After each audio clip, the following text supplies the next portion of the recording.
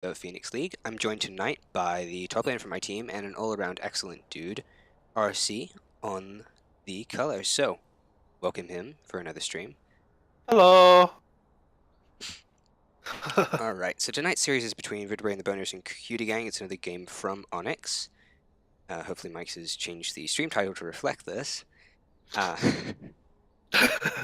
right now we're in the lobby. We're talking about the benefits of Ivern mid. And we'll see where this goes. Well, I gotta say, Ivern mid to me is just useless. I think you can drop the mid thing and say Ivern is useless right this second. That's fair. That's fair. Though honestly, who knows? With some of the changes they're talking about for Season 8, things could get crazy real fast.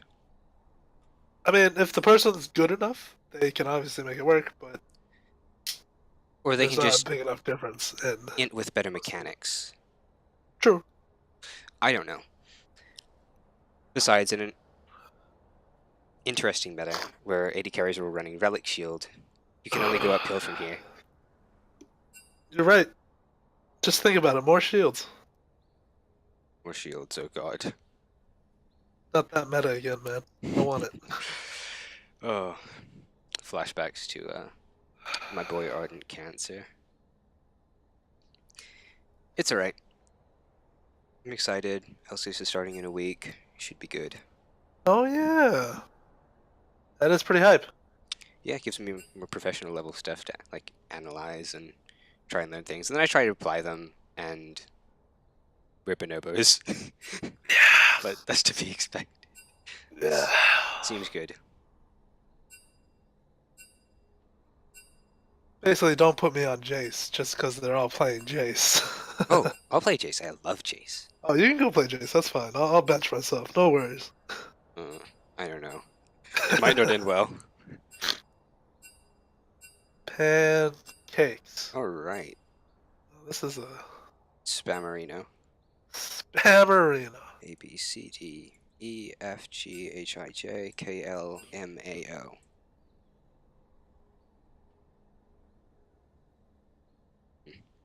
Alright, so I guess we're waiting for the other two players from VATB to show up. In the meantime, you had an interesting observation about certain people offering, if you wanted to repeat that. Oh yeah.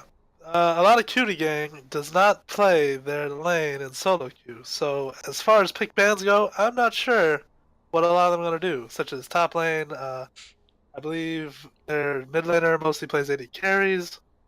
And if I remember correctly, this AD carry he's not one of their starters. So but he does play AD carry, so that's not a problem actually. I'm pulling up the I think it's just their top laner and mid laner. maybe JoJG right this second. From what I remember. Fascinating. Yeah, their top laner likes to play tank or AD carries and Janna. There's a for Shin whatever game reason. and an Ornn game on there too, so you know, maybe we'll see some fun Oh sort of yeah, hard engage. probably. I mean, if they let Ornn get through, someone messed up. Honestly. That or someone's really confident. Maybe they'll play Olaf into it. Yeah. Maybe. They're, Maybe. Master Zero OP, only ARAM games recorded recently. Seems good. Okay. That was Senjugahara. See what happens. These names are gonna be rough. Yep, their mid laner plays 80 carries, like I thought. I mean, Lucian's mid. Yep, only plays 80 carries. It's still an 80 carry, he's just playing mid, you know. Yeah. Or Ezreal. Ezreal mid is fun. Not saying it's good. You didn't hear it here first, folks. I mean, with how broken it is in bottom lane, it can translate to mid lane too, in certain instances. And then you don't have to deal with over here. Yeah, true. Who knows? I hate over here.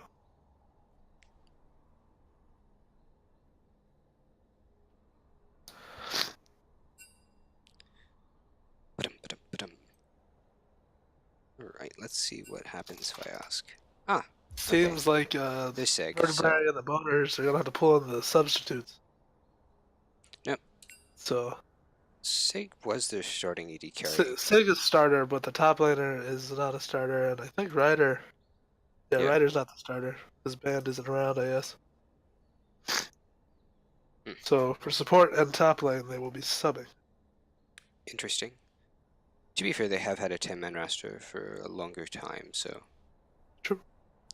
Hopefully they have some sort of practice with each other. I would sort of assume that they Yeah, have. I think they'll be fine. Ryder plays a lot of Rakan. Rakan is pretty spicy. Indeed. So we'll just have to Alright. see how it goes. See, we should be ready in a few moments here, depending on if everybody is in comms and everything else. I can check.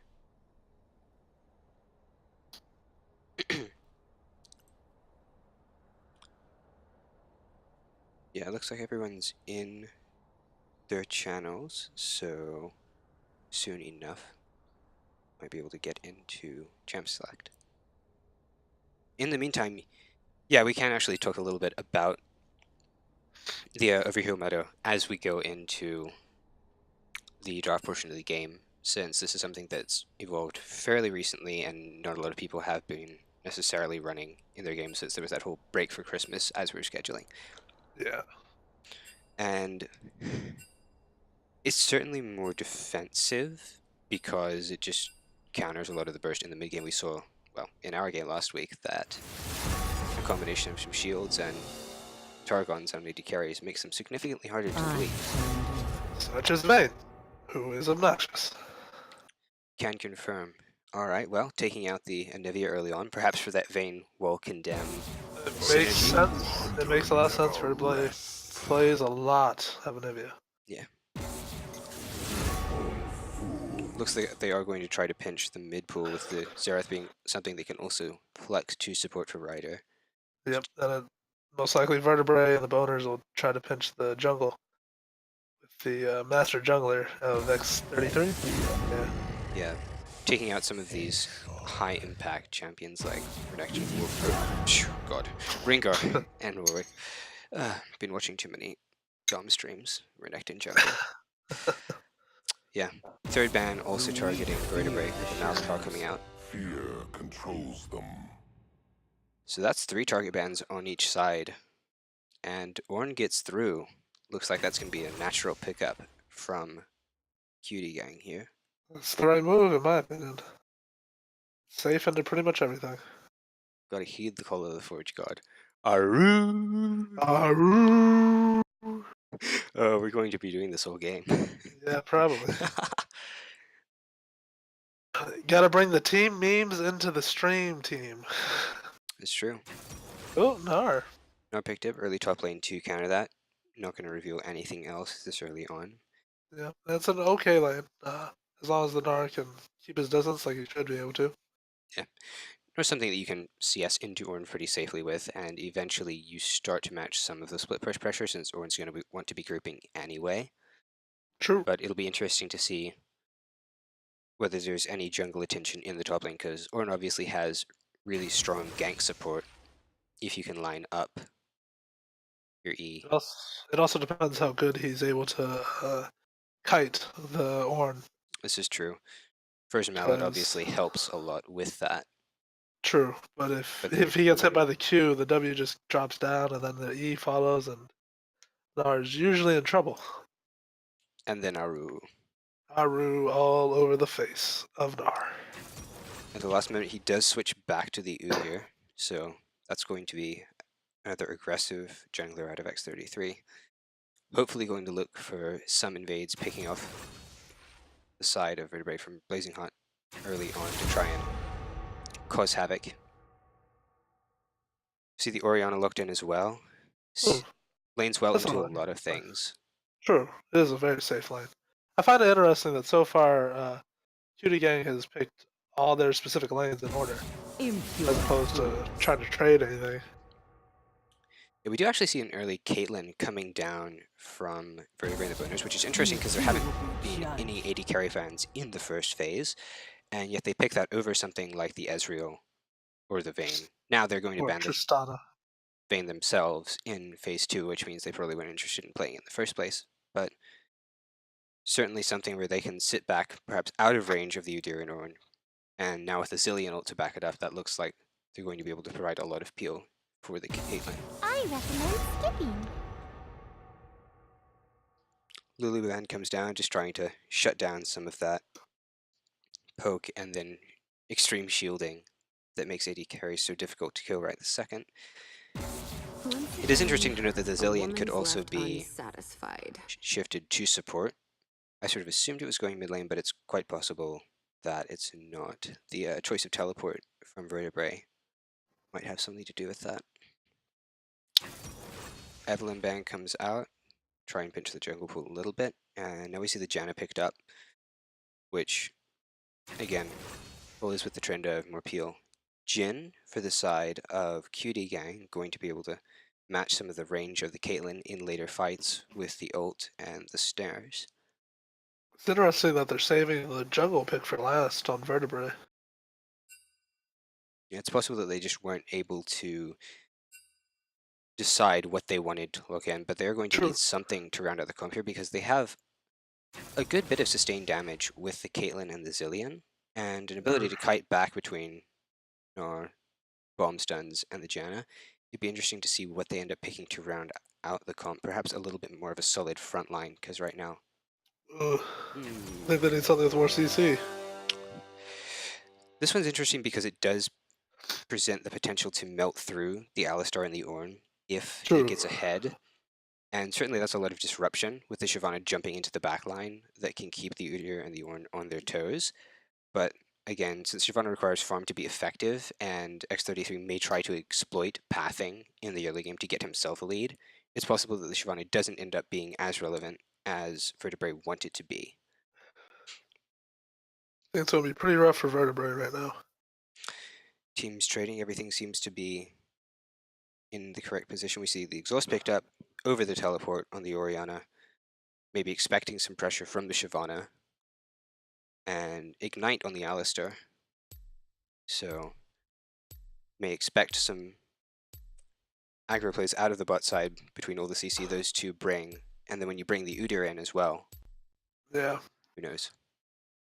Now X33 has opted for the flash over the ghost that some Udyrs take, and then, you know, obviously if you're running Predator, that amplifies the effect, but I expect him to be going with press the attack on this particular match. Both offer early dueling potential into the Shyvana, and also just to help how much damage he can put out with the Q-Max Tiger stance that's become sort of the standard for Udyr. It's definitely a safe move. It's possible that they would want to go for more of like a Phoenix stance for the split push, because the Udyr would split push really hard, but I don't think that's what they're going to do. Yeah, particularly given that the Gnar is probably going to have the advantage in the split push just based on how fast he can clear with minimal mana usage. Or mana usage, what am I talking? Ability usage, sorry. It looks like between the Ornn and the Orianna picks, Cutie is going to want to opt for the team fight and force the Gnar to come to them. The Ori did swap back to teleport at the last minute, and with both sides having that double TP, we may see some classic NA fiestas, particularly around the bot lane, as soon as ults start to come in. Most likely. There's going to probably be a lot of fights down there. Yeah. Overall, from the side of Vertebrae, we are seeing pretty safe lanes in all cases. None of them look like they're going to necessarily win super hard. The Zillion Orianna lane is one that can shift depending on jungle attention, simply because both of them have a lot of wave clear, and both might want to try roaming or not avoiding just sitting in the lane, since a lot of their utility can come by virtue of their CC and damage in the sides. So expect the vision game around mid to be important to see who can shove faster and then safely move towards a side lane. What may be hard though is matching that up with the Shyvana, who's going to be farming and looking to reach 6 as quickly as possible instead of necessarily applying some of the early vision and scuttle pressure. Though who knows? All depends on pathing at this point, and am interested to see where both sides attempt to allocate resources in the first 5 or so minutes. It's going to be very much on the jungler's shoulders. What they do, where they pressure, what they're able to accomplish. Yeah, I now... think it's the Sorry. Udyr's likely to just try and live in Shyvana's jungle. I don't think Shyvana wins early. No, particularly not if Udyr's able to get a level advantage early on, that's going to propel him in favor. Shyvana is strong at dueling, but often requires a couple items or at least a completed Yeah. jungle item to really pull out some of those trades. Now, she obviously can melt through you, but with Udyr's CC and ability to apply all of that damage quickly, with the way the Q buffs worked, we may see him coming up pretty far ahead.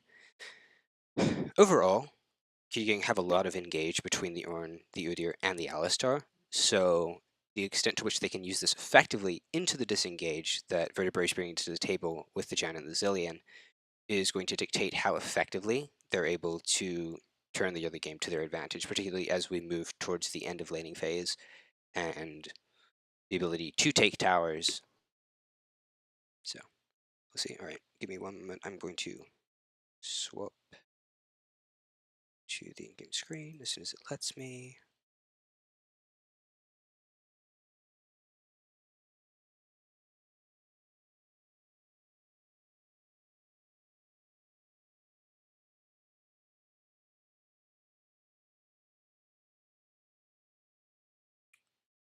All right, and there we go. Should be good. We see quick check through the keystones. We see Grasp on Ornn, press the attack on the Shyvana and the Gnar. Udyr did take press the attack over Predator in this case. Unsealed Spellbook coming out from the Zilean, so he may be wanting to shift to something else like an Exhaust or Barrier later in the game to avoid being blown up long enough to use that ult on one of the other members of the team. Maybe. I think it's more likely that he just wants the cooldown reduction, but it could be to switch it. That's also true. Because he's not going to use the TP too often later on. No, particularly not with the way they've distributed their comp. Gnar's the one who's going to be split pushing. You can obviously send the Shyvana to clear waves as well, but you're definitely going to keep the Zilean with the rest of the team. They honestly do have a fairly safe ability, time defending towers and such, because while Cutie Gang do have some wave clear with the Orianna and the Jhin, it's not as dramatic as the Zilean and Caitlyn. Definitely. Zilean and Caitlyn clear way better. And then Janna even has a shield for the tower. Like, it's definitely better. Alright.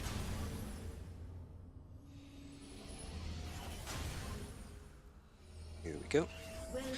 Looks like both sides are going for defensive hand. Both AD carries lagging a little bit behind. Everybody's going to line up along the river. Zilean has opted to hover towards the top side to maybe prevent Nudu thing, but he's more interested in running up to the mid lane tower and using the dab penguin. This is what gets you to master everyone. I know what my problem is. Same. Obviously, you got to shell out for the penguin emote to tilt your opponents and then make sure you get free wins. Yep. That's the only solution. And it has to be definitely not Udyr, and you gotta play only Udyr. Minions have spawned. I'm not sure I could ever bring myself to do that. I used to play a bit of Udyr, but that was when I was bronze silver and was a jungle main. I didn't get very far. Ah, yeah. Alright, well, both sides going to start on bot lane with that leash. You're continuing to wave those hand flames in an interesting fashion. Jhin leash is really strong, going to allow them to finish a little bit before VATB, but it looks like both junglers right now are following. So, but actually Shyvana looks like she may be going for a full clear here, going Grump into Wolves and then topside, whereas Udyr has gone for the standard red, Wolves, blue path at the moment. In the bot lane, you see the Alistar trying to shove up and get position. Doesn't look like anyone has too much of an advantage in the push right this second, although we see that Sig has picked up the Relic Shield compared to just the Doran Shield from the Jhin.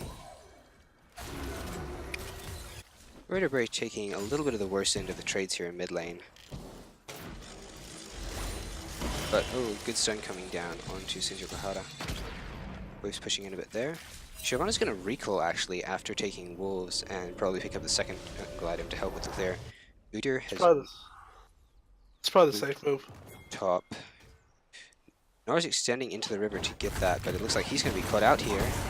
W comes down. Stun comes through. X33 flashes forward, and it looks like he's going to get him, though he does take the last tower shot. He's triumphant up. No, it's not. It's going to be a trade kill coming in. He did turn back right before completing that dive, which may have meant just a tick more under tower there. But either way, proactive play from the Udyr trying to influence that top lane as we talked about. But hold on, action in the bot lane. Just going to trade those Jhin with shots coming in and doing a bunch of damage to the Caitlyn.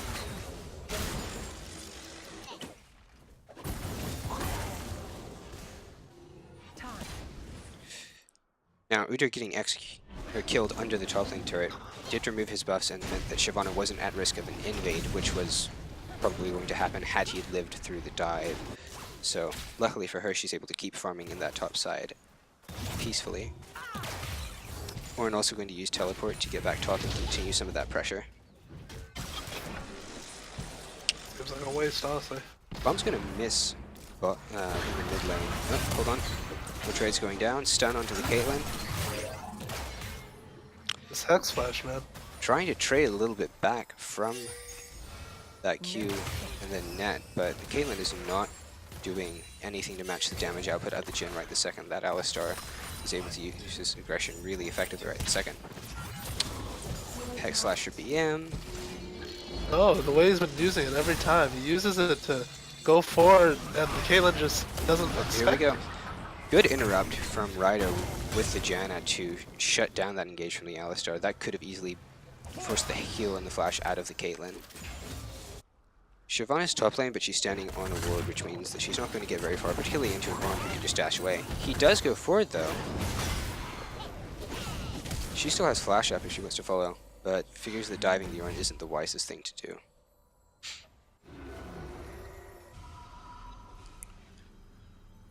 Vertebrae going to recall right the second he's down about 10 CS, 2 waves in the mid lane. Decides to stay and pick up this one that's shoving towards him, instead of letting it run into tower while he teleports.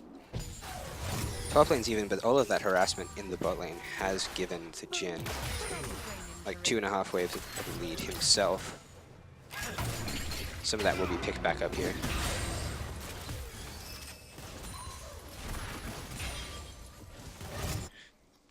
Udyr invading and dropping a ward towards Gromp. Gonna spot out the Shyvana once she comes down to try and clear this out.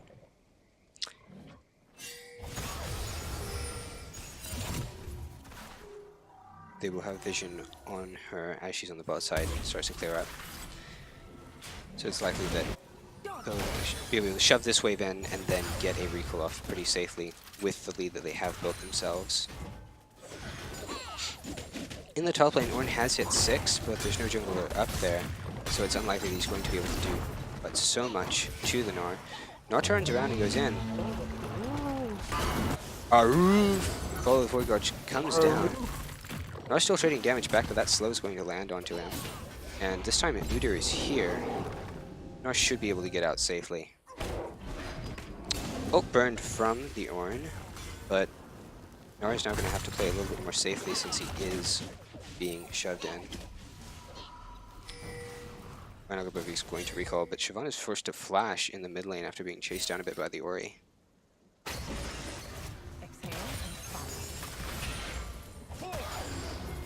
Gonna go farm up some raptors and should be alright. That W makes quick work of the little guys.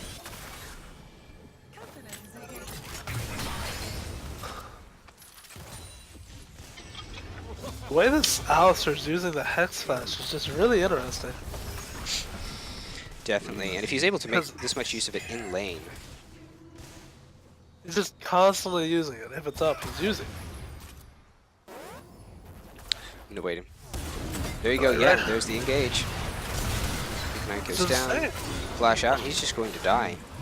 Not much Janna can do when they're bursting that hard between the Alistar and Jhin. And really good use, as you said, of the Hex Flash to just continue the aggression throughout the lane.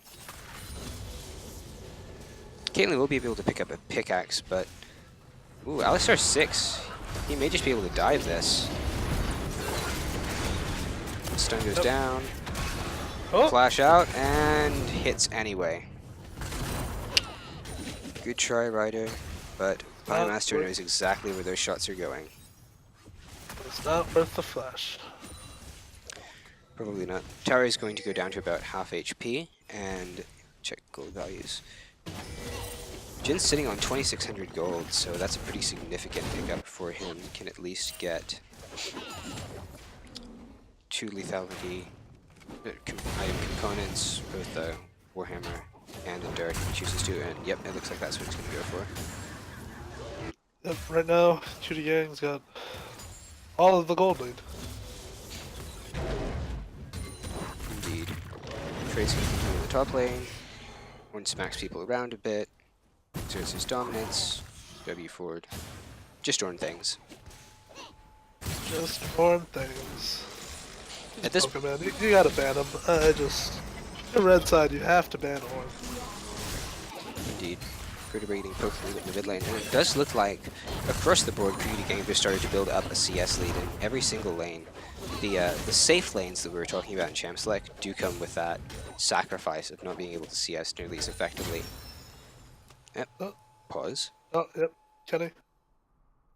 Or Kenui? Kenui? I don't know. Ah, fascinating. Alright. I think. Yeah. Looked on chat for a brief moment to see it. Sad thing about pause is that you can't really move the spectator client in the meantime to see different things. Really wish you could. One good thing that I see from the side of Vertebrae is some of this vision in the bot side, which keeps them safe. Leaders coming through from Tribush, but they had time to see it and back off, so good on them. Zillion's from top lane to try and get onto this Ornn. Doesn't... Stun in. Get him. Aru. Going to turn it. Aru! Oh!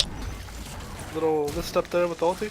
Would have been a good shockwave if he had flashed, but being stunned into the wall by Ornn, bit of a sombrero effect there. A bit of a spoiler. Oh gosh. That damage.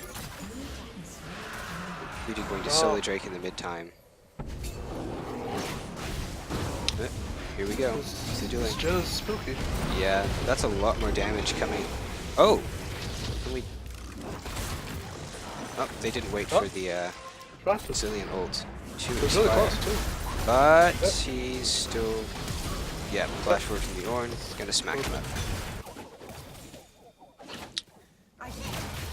Noah's come to the bot lane and is putting those autos down onto... Then up, Root comes down, flashes over, and is going to be able to take him out. No support coming right this second. LP Mageman may have bit off a bit more than he can chew with going onto this already very tanky Alistar. Walks into tower and also dies. Chaos going on all over the map here. Nara is going to fill up that rage bar and go mega here, making him a bit more health back, but with the Moby boots on that Alistar, how long can he survive before he's chased down? At this point, his best bet may be to try and engage and get the kill, but when he's coming around the top, I'm not sure.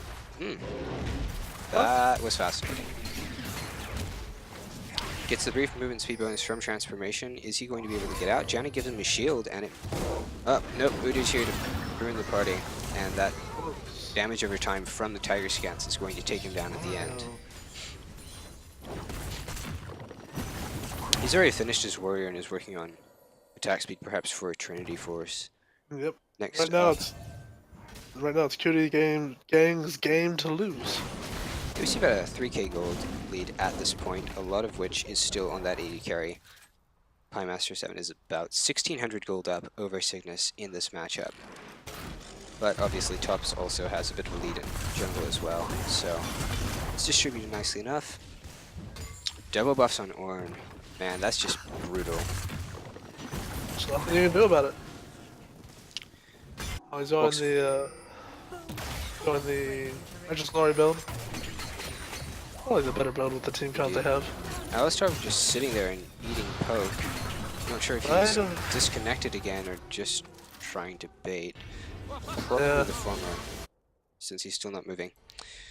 Up on top side, X33 was thinking about starting the Rift Herald, but had to peel off of it as Blazonheart and Vertebrae tried to contest, or he's getting a little bit of poke on them to keep him from doing anything, but Voodoo's going to think better and just back off for now.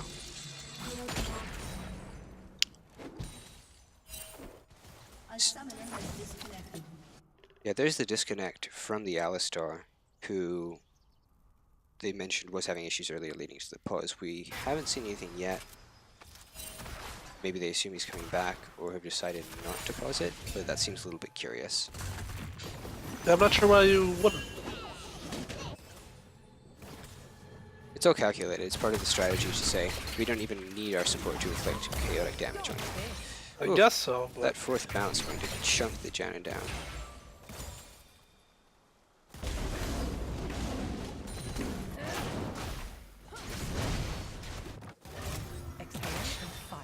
Still slightly confused as to why they haven't done anything yet. And there we go. He is back. Zilean ganking top again, roaming up like we talked about with that ability to wave clear. But ganking an Ornn when he has the Righteous Glory finished, it's, good use of the W from the Ornn to get through the Gnar ult and avoid the stun. Is going to knock him up. Righteous Glory comes down. Zilot goes onto him, and it looks like he's going to be able to walk out. Siobhan is still trying to hold mid, but eating a little bit of poke for her trouble. And Ori's getting a lot of damage down onto this tower, as well as a chance to catch up and level, as she was slightly behind Zillion before. Looks like bot lane turret maybe the first of all here, since Cygnus and Ryder are going to need to give up some pressure since the Alistar can just dive. Ghostblade comes down, runs into bush and avoids the Alistar, but that's going to be first turret going over to the side of Cutie Gang, just extending that gold lead a bit further. They're now up about 5.5k at 14 minutes. With the mid lane turret also low, it's likely that they'll be able to try and rotate there and then just try and remove some of the vision that Vertebrae had, which is all faded in the river on bot side by now. Recall cancelled. There you go, Sig. Dodged his W. Those start to mean death at this point with Alistar Q's there. Maybe me. Thought he was going to take the W in first. Do you really want to walk that far forward? I'm not sure about that. Damage comes down, Alistar pops E, but nothing more going to come of it. Jhin ults. Janna may need to burn ult. Hit by the third one, and 6 steps in front of it to make sure it's blocked. W comes out, but no root. They are going to walk away with their lives, but this does mean that the bot lane from Cutie Gang is able to shove into this turret. There you go. Janna's going to ult just to try and enable them to clear this wave, but Hex Slash forward from the Alistar, double knock up. Ignite comes down, teleport coming through, and Ignite is going to be enough with Prime Master's last order to get through. Alistar still under the turret as the teleport comes in from Pumping Mage Man, who is in Mega but not in range to get the ult off. Walks forward, Alistar is going to headbutt him back. Teleport used, but Ryder is going to fall on the backside, and Zillion's not going to be able to get out from what was going on top. Do you really want to be taking this fight? Who knows? Teleport comes in from behind from Ornn. He's here. Stun goes down. Knock up. that's a dead Caleb. And you have overstayed your welcome, Mr. Cygnus. With That's three gonna be people. bottom tower, probably.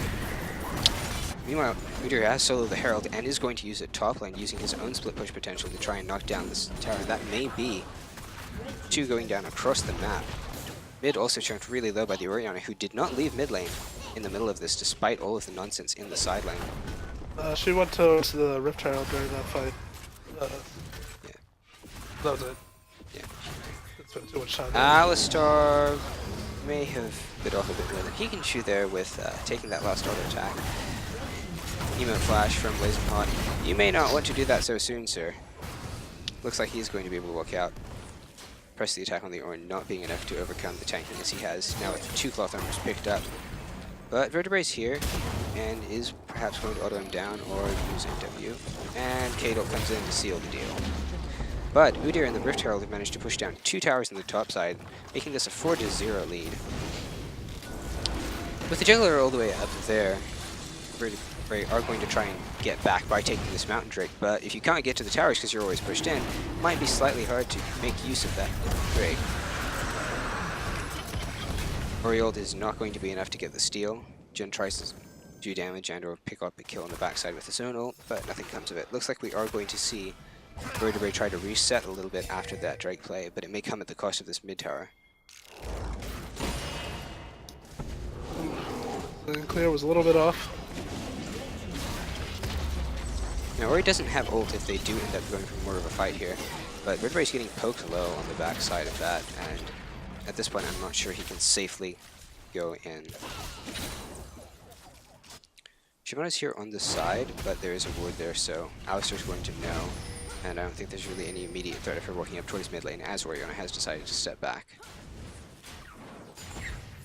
Scuttle Crab going to go down.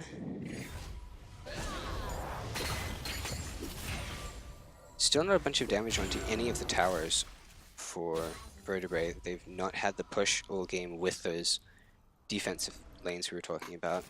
They didn't have any winning lanes. It's just too rough. Something that in terms of like drafting is always really difficult. You can have no winning lanes if you intend on using your jungler early to snowball one of those matchups and turn something that was otherwise difficult into something where you just bully them out. But a Janna lane is never really going to be winning off of sheer lane pressure in most cases.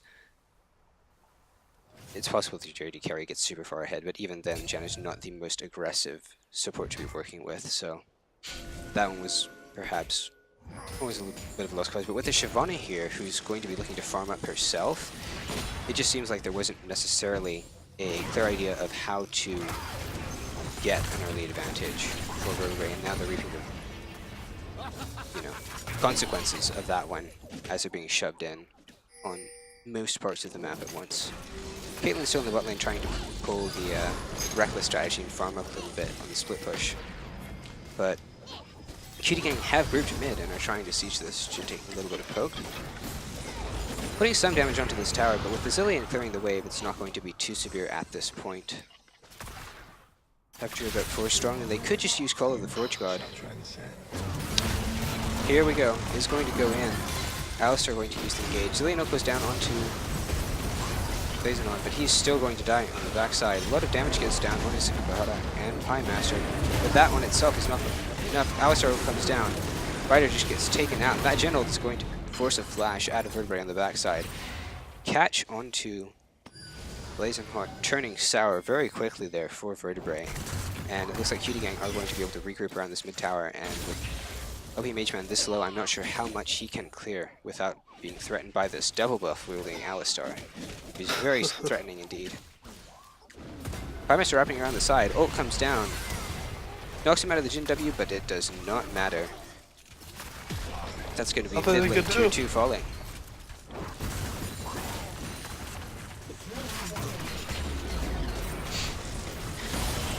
Vertebrae's just too far behind the entire team. Vertebrae and the boners. Yeah, with the engage that King had brought to the table, it's just really hard for Sacred Reds to step up anymore. Every time Caitlyn tries to go in, she just ends up getting whacked by this Jhin. Or by Sindri Heart. And he's going to take the Q. Almost got the animation off. They don't really have any other options either, because everyone's just so far behind, and they don't really have anything to actually secure any picks or win teamfights, really. Yeah, at this point, all of the cards are in the hand of Cutie Gang as they walk forward. Vertebrae steps up a little bit, and immediate flash auto from the Jhin, who's just going to wipe the floor a little bit. Alistar back to full health, putting some red buff damage onto the tower, and ult's come down again. I think Mageman is going to be forced to flash out. Jhin ult not going to do much. Call of the Forge Coach comes down from one who's been in the top lane this whole time. Nari's going to get the ult off, but it's not going to be enough to save him from death here. Arch is not going to go off to anyone else, but that's going to be the mid lane turret falling as well, and now with the exposed inhibitor, they can't even really step up to defend. It's looking increasingly grim for Vertebrae in this fight. Reader puts a bunch of damage off onto Blazing Hot. Ult forced out from the Janna and the Shyvana just to try and escape that. Walks forward, going to get whacked, but Zillion ult does go off in time. 6 second forward on the side. Teleport's coming in from the Ori just to try and back them up in this fight, as the Alistar is finally stuck in the middle of the team. And oh, Cygnus, where did your health go? Oh god. Siege continues, forces the flash out of Cygnus, but Sunny Bahar is now in the middle of the entire team. Nora's chasing him down, and she is going to fall. Maybe a bit of never stay there. However, now all 3 lanes are still pushing in. Luckily, top and bot inhibitor turrets did survive throughout all of that when all of the action was concentrated in the mid lane, so there is something to defend still. Base isn't totally in tatters, but it's going to be difficult at this point for Vertebrae to get all of the gold they need to get back into the game. They're gonna have to buy a lot of time. I don't know if they'll have that time because Cutie Gang can just go and take Baron whenever they want. This I is don't true. think. That said, it's a Zillion. Vertebrae- Zillion's all about time, going forwards, going backwards. Right. Yeah, definitely not. Shyvana's going to do that thing where the jungler steals the side waves, cough cough. And, Oh god. sorry. Interesting memes. Anyway, Ornn's going to be here, up a level, and may just try and back her up. Cutie Gang at this point just taking their sweet time, picking up the Drake as well. Double Cloud going to enable them to run around the map even faster. They seem to be ignoring Baron entirely right this second. Call of the Forge God going to come down. But Ornn's in a 3v1 right this second.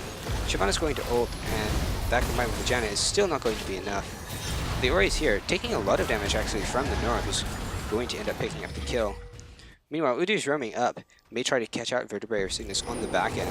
Red Spine goes down, stun comes through, and Vertebrae, I think you're going to be forced to use his own ult on himself there. Udyr's going to run away, having got what he came for. Trading a little bit of aggression and Red Smite for an ult is plenty. And this whole time, bottom lane for Cutie Gang is just pushing. Ornn is going to fall on the back end, but it's going to come at the cost of the spot side inhibitor turret with 2 members still recalling on the top side for Vertebrae. Looks like the inhibitor is going to be swift to follow. Swiftness and Vertebrae can't exactly step forward. Oh, and he does it. Alistar goes in, ignites. Fighting under tower here. X33 is going to be forced to flash out. Blazing Hot's going to follow on the Shyvana and is going to pick him up. Finally able to shred through some of these tanks like we had discussed with the Frozen Mallet and the... Nope, almost called it Devourer. It's Blood Razor now. It'll always be a Devourer to me. Too much PTSD from that item. Too much. I don't mind it. Well, good for you. Pymaster getting aggro on here. Teleport is going to come in from the Ornn. Aru almost available again, but not even necessary, as those gen orders are just going to do work. Here we go, Call of the Forge God comes out. Aru! Pulse go down towards right, but the Shyvana's going to get back onto him. Not going to be enough.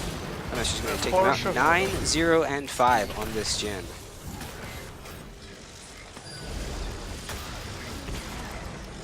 We're gonna probably need a more aggressive bottom lane for Vertebrae. The answer is probably a more aggressive any lane. Heel's going to go down, and he is going to get the shutdown, although he's going to trade his life for it. Now, it's just right or left defending the base alongside Vertebrae while the others respawn. It may be a little bit of a tall order for them to keep these Nexus turrets alive, with 2 waves of supers already showing in. However, the Udyr and the Alistar have gone to take Baron, and while it is going down, it's not exactly going down quickly. Though at this point, I'm not sure there's really much to be worried about. Ori taking her sweet time, ordering down this turret. Does not have a Lich Bane, so it's going to fall a little bit more slowly. Flashes forward, and that's a dead Janna. Ornn's here. He's going to be hard to take out, even with the Shyvana. Vertebrae walks forward, gets the stun down. Right. Okay, Alistar. There's no reason that should happen. No. But it's alright. They still got Baron. Seems being chased down by the super minions. Run, run, run. And yeah, Super gonna get that punch off with the shield, and that's another execute for the books. At this point, Cutie Gang spread out all over the map, but with all of the waves crashing in, it doesn't really mean that they've lost much. Mid inhib will respawn, but with the bot lane still down, they're going to have to devote their time to wave clear. And at this point, the Udyr has prepped the top wave. Jin's coming up. They're going to look to push onto this last standing inhib tower. Vertebrae walks in, and that's going to be a lot of damage. Janna's shield disappears in one auto. Flashes away. Almost does it. And now he's going to flash forward onto him, but on the backside, the rest of the team is getting hit pretty hard by the Ornn. Cutie Gang is making a lot of mistakes right now. They really need to just group up.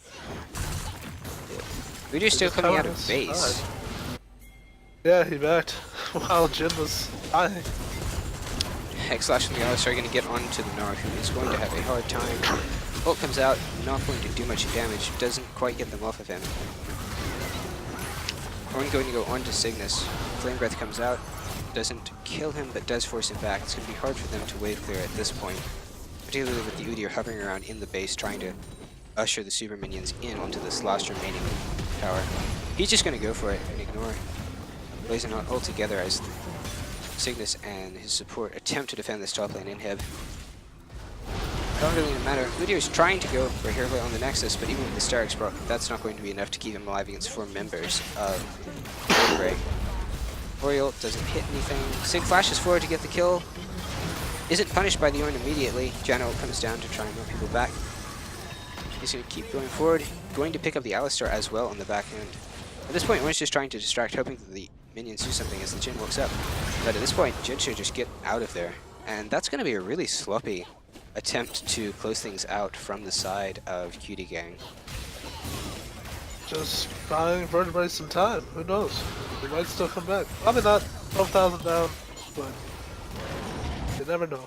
Importantly enough, the top lane inhib didn't fall in the middle of that fight, so they're still only dealing with 2 waves of super minions. And Caitlyn does have enough wave clear with the static shiv to make this a slightly easier task than it could be. That said, that is still a Nexus at 75% HP, and they have an Udyr who can take that out very quickly if left. So at this point, Vertebrae should just focus on not necessarily leaving the base and trying to pick people. It's always a really difficult point in the game to be stuck at, where you can't really leave the base for fear that you'll get backdoored or that somebody will get caught out, and that's just it. But you also need to try and contest some of the gold on the map just to avoid the enemy extending the lead constantly. The big problem for Vertebrae right now is they don't have a real tank right now. The tankiest person's Gnar, and it's just mostly health. And it's just not enough against a Leandri's Torment, Orianna, and a Jin, who still does percent health, I'm pretty sure, or not percent health, but doesn't it? Jin? Yeah, I think the 4th shot is percent health. Or is it just a crazy crit? Yeah, it's percent health that you're missing or something like that. Certainly on the ult. I'm not sure actually about the auto attacks. Anyway, yeah, me neither. Looks like Cutie Gang has finally decided to group up with a bit of a 1-3-1. The 3 in the top lane, although Ornn has had to walk back to try and usher the wave in. Canadian Pie Master trying to walk forward and get damage onto this inhibitor, but it does look like they're not going to be able to do it quite yet. Bringing in the wave now. Meanwhile, Udyr is just clearing the wave bot lane and posturing towards the Shyvana, who he is 2 levels up on. Gnar's going to go Mega. He might try to go forward here. Call of the Forge God goes down, knocks him up. Is going to get a bunch of damage off of Sicilian, who's forced to use the ult on himself. Gnar's on. Does get a stun with that, but Janna's just going to die in the backline, and oh my goodness, that damage. Where did the backline go? Yeah, hit by an Orianna ult, and then Jin clean up. Shyvana ults forward, not going to do that much. And Jin Crit's going to do it as Udyr autos the Nexus to bring game 1 to a close. Pretty clinical victory, except for that last bit of stalling and filing in 1 by 1, and it looks like that's going to be a very strong statement coming out in game 1 from Cutie Gang. Yeah, the game was probably like 5 minutes longer than it needed to be, but didn't matter. Did not matter. Alright. Take a moment to update the score and switch sides real quick. Can give you some advanced details and stats to feast your eyes on. Here's your graphs for total damage dealt. Ornn getting up there, but Jin obviously carrying the day with 35k. Just felt like the losing lanes for Vertebrae left them in a spot where they weren't able to do much in the way of rotation and forcing Cutie Gang to respond to them, since a lot of the priority was created already by the Alistar in the bot lane, flashing forward with that Hex Flash and deleting the Janna. So that combined with the turrets they got in the early game just put Vertebrae so far on the back foot in terms of map pressure and ability to extend towards objectives that Cutie Gang was able to just effectively choke them out.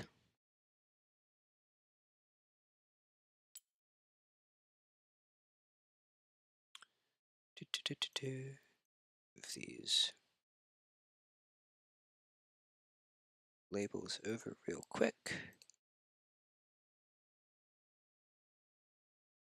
So I'm really not sure what Vertebrae and the Boners are going to have to do to change this up. They got a daunting task ahead of themselves.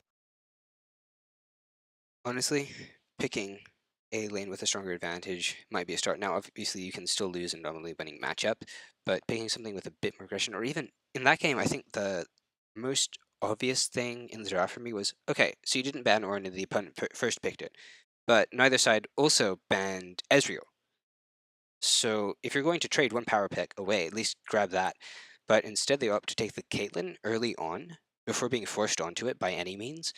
And it just feels like that's not really the strongest thing you could do in this situation.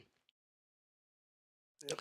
Well, good news for Vertebrae. They got banned from Dota back in, and Geodude starting once more. So they got all their starters here at least. So maybe that'll change things up. That should help somewhat, certainly. So we'll see what ends up happening. Let's see, do you have an invite? Yeah, oh shoot, I'll invite you. Cool. Many thanks, sir.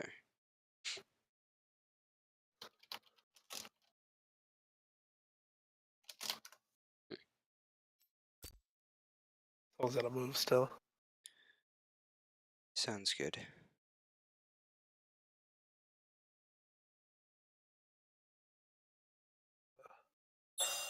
Yeah. All right.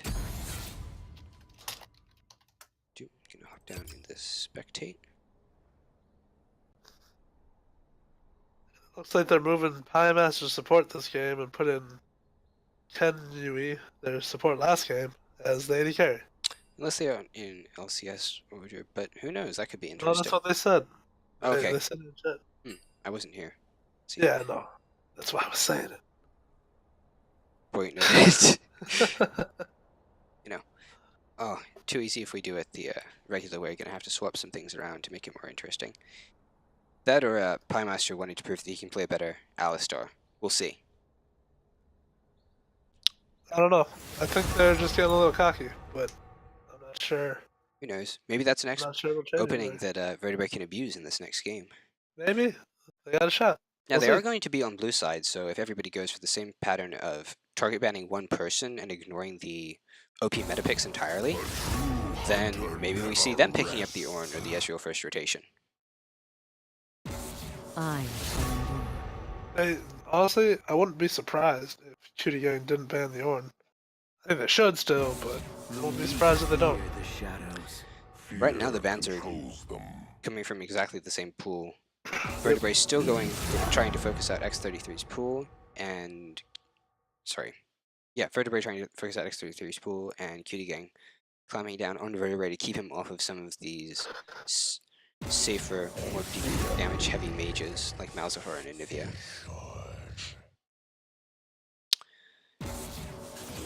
And that is going to be more or less a run back of It's the exact same bans.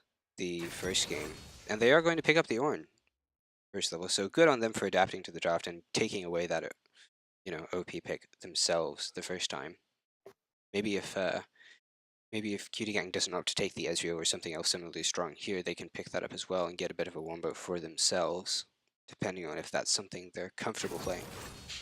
No. And that's a new from the side of Cutie Gang. Well, Interesting. there are buffs on the PvE, and they are quite strong or so I hear, but those haven't hit live quite yet, so Be interesting to see what they plan on doing with this pick. True, it could be that's not jungle, I guess. No, it's Going to pick What? the Lee Sin. I'm expecting some insects. I'm also expecting Ornn, if he gets engaged on, to W3 the insect and leave X33 feeling very sad indeed. I think it's Nuno time. Indeed. Alright, well, that's a Xin Zhao picked up for Blazonhog. Going to try to duel the Lee Sin early on and see what he can do to contest, maybe get a little bit more of a lead for himself than he was in the last game. And certainly, Xin Zhao, especially if he goes with the Electrocute route, has an extremely strong early gank with a knockup. So that's certainly a way to apply more pressure than he was with the Shyvana. Oh, they changed Varus splash art. I did They not see that. did. I'm not sure how I feel about it yet. It'll take some getting used to after the It old is one. interesting. But yeah, that's picked up for Cygnus. Very certainly something that has seen play recently. I've seen it be strong, and even though they aren't going through the Ezreal, which is still left up, certainly seems like a more proactive pick than the Caitlyn right this second. Gragas going to Right be now, picked up. not sure what anyone on their team is doing. Gragas can go anywhere. He's probably. I wouldn't be surprised if he's mid lane. And Nunu, I assume is top. Could be This one's top. tough. I mean, I think the Lee Sin sort of has to be jungle. Yeah, there's Like, no way that not would jungle. not be That's the only one. something else, but I guess you could be looking at Nunu top, you could be looking at Nunu support. They're going to ban the Alistar out just to make sure that that doesn't end up coming through after how fearsome it was in the last game. So, sorry Prime Master, you're not going to be able to prove your Gragas skills today. Buggerman coming down, and man, oh man, is Cutie gang really pressuring that mid lane pool. 5 bans directed at Vertebrae himself. Really not interested in seeing him on anything useful. I'm not surprised, 'cause I think it's Gragas mid, and Gragas mid might have a little trouble. With everything that they ban, Yeah, as far that's... as I know. Okay, so they are going to ban the Ezreal, that is Vertebrae, at the end there. Sort of to make sure that they don't get anything else to bolster this current odd composition that Cutie gang has going on. Buck ticks down, and that's going to be Callista. Maybe we're looking at a Gragas support. Maybe. Gragas close is not a bad lane. Yeah. What would be really interesting is Nunu support, and they throw Nunu in and Nunu ult.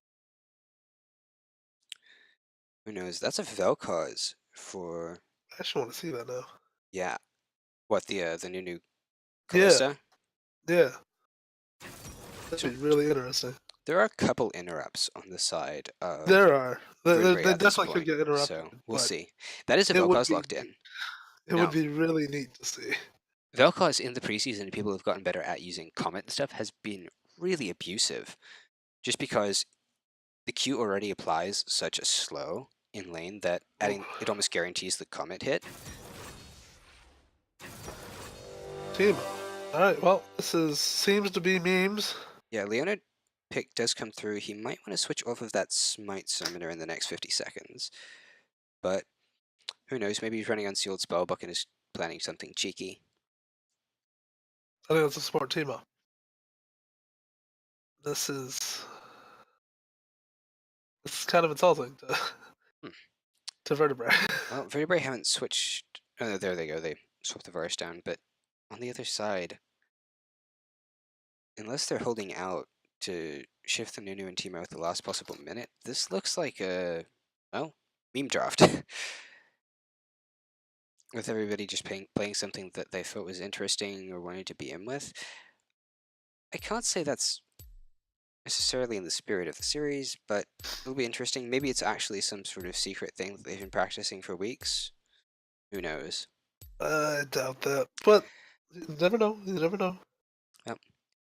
We'll see in just a moment. We're going to get into loading screen just as soon as the spectator delay is up. For now, yes, we are seeing the Teemo support locked in. I really don't think that combos with the Callista nearly as well as the other two options they had available to them. But, you know, if that's what they want to do. I really don't know what they're gonna do. Because Lee said I guess could go anywhere and try to do stuff anywhere, but he's gonna fall off. The Nunu will fall off. The Gragas will still hurt, but he can die pretty easily to Vel'Koz Varus. Zhao. There's just a lot of early game this time from Yeah. the side of Vertebrae, which is, of course, exactly what they were lacking last time. This time they have the Ornn for themselves. This time they have a really strong early game jungler. This time they have the Vel'Koz to try and poke out and abuse this Gragas. And then obviously Leona is one of the strongest engaged supports in the game right this second. So definitely a lot more proactivity than we saw from them last time. Also happens to be matched with some weak lanes from the side of Cutie Gang. Nunu not exactly renowned for his ability to exert dominance in lane. Certainly the snowballs are annoying, particularly if you run Comet, but there are many things that Ornn just doesn't care about, and I'm pretty sure Nunu is one of them. I am very certain. I don't think Nunu would do anything to an Ornn. Especially because Ornn can just build items when he's in top lane. This is true. Meanwhile, in the mid lane, Gragas does have teleport, as does Vel'Koz, so we're seeing another use of the double global from both sides. But despite the fact that AP Gragas does actually have pretty good scalings and life clear, it does seem also like a fairly vulnerable lane, since without if he ends up using the E to get in without another easy escape, that's going to be something that Xin Zhao can gank fairly readily, and Vel'Koz with the true damage from organic construction does have a surprising amount of potential in the early game to just burst you out. Obviously the Gragas' healing from his passive will contribute, but that's definitely a lane where I'm looking for Vertebrae to try and get in and apply pressure. Now, ironically enough, in the bot lane, because of the Teemo blind, it's going to be slightly more obnoxious for Xin Zhao to try and gank, simply because you can't really knock up somebody with auto attacks if you can't land auto attacks. But it's also a Leona.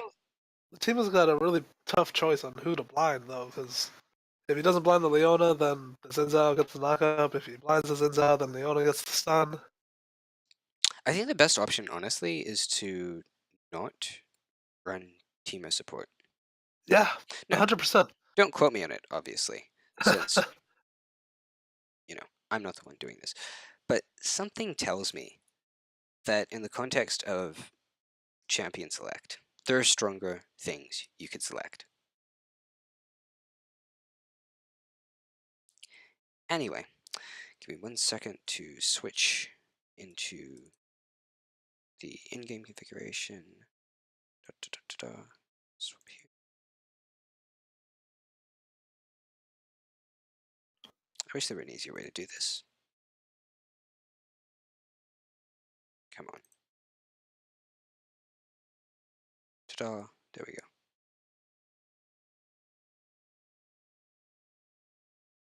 Ace 33, flaunting that Master's Booter and Electrocute. Xin Zhao has gone for press the attack, so for a bit more sustained damage and dueling. Grasp sorcery from both top laners. Electrocute from the Gragas, who's probably just going to be looking to do the standard AP Gragas. Blow you up in 1 instant, oh my god, where did all that damage come from? Type thing. Based off of skins, in my analytical opinion, they're kind of tied because it's Team 4 skin versus Team 4 skin.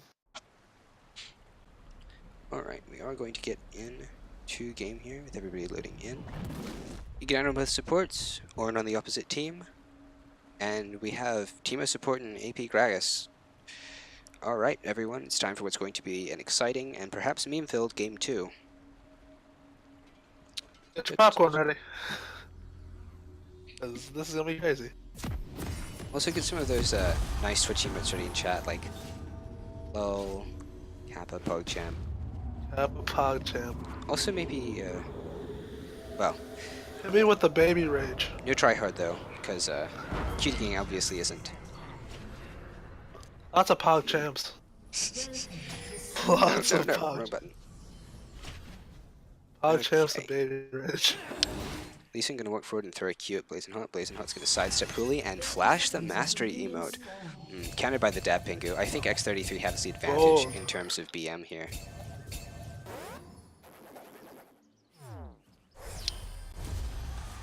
I think the Reddit consensus was that the Dab Penguin and the Top Hat Penguin are some of the best emotes for tilting your opponents, so... They really are. The only other one is the Blitzcrank with question Right. mark. It's a question mark ping that your opponents can see as well as your allies. Yep. Minions have spawned. Thinking Blitzcrank? Yep. Blazing Hot stepping forward there. Poking the spear.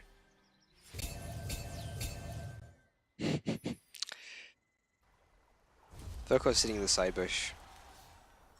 Maybe hoping he can get a sneaky Q off into the Gragas.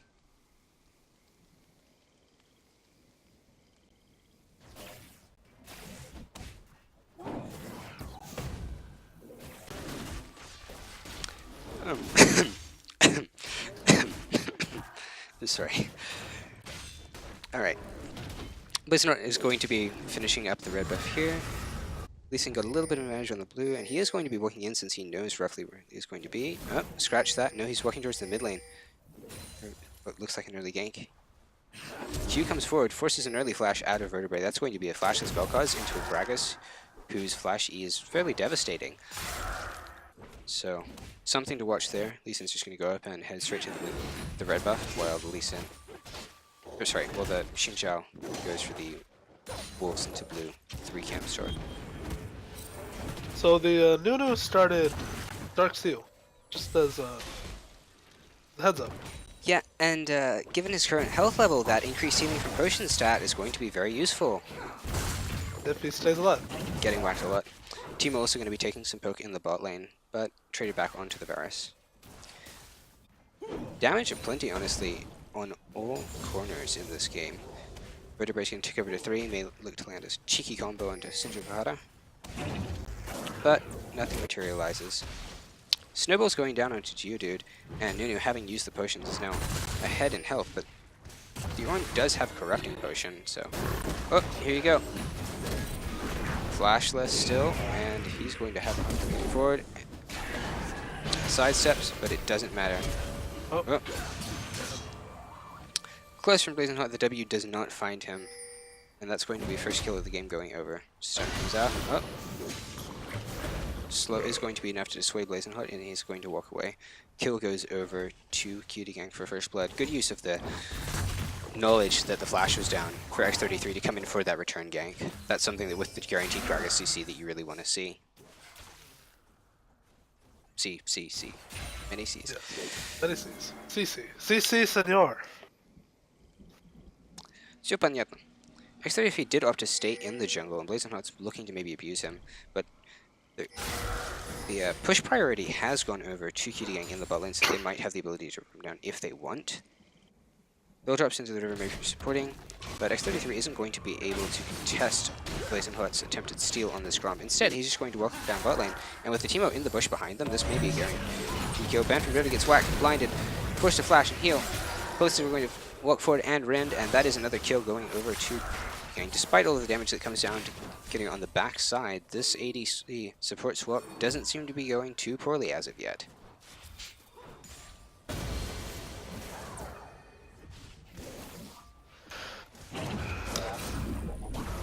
Greg is getting bullied out a little bit in the mid lane. He is sitting on half the CS, but Varus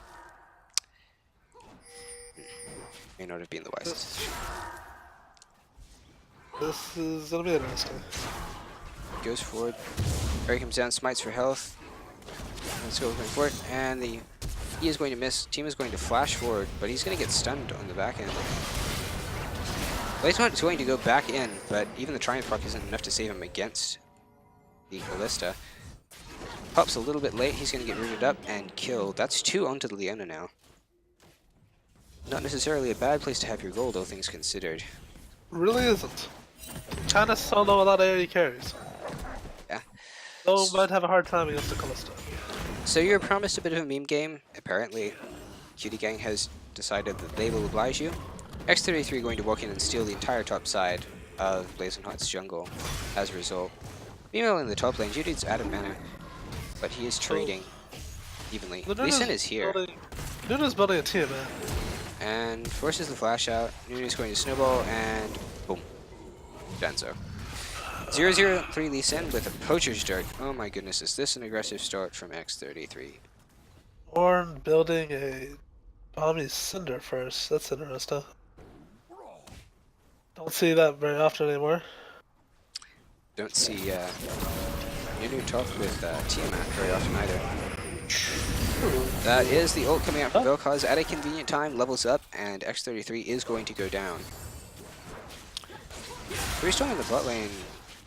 Pymaster 7 is just sitting there on the Teemo. Can't find him. They can't see him right this second. Up, and now he's being rooted, and he's probably in for a world of hurt. Nope. Still haven't caught him. Pretty busted, honestly.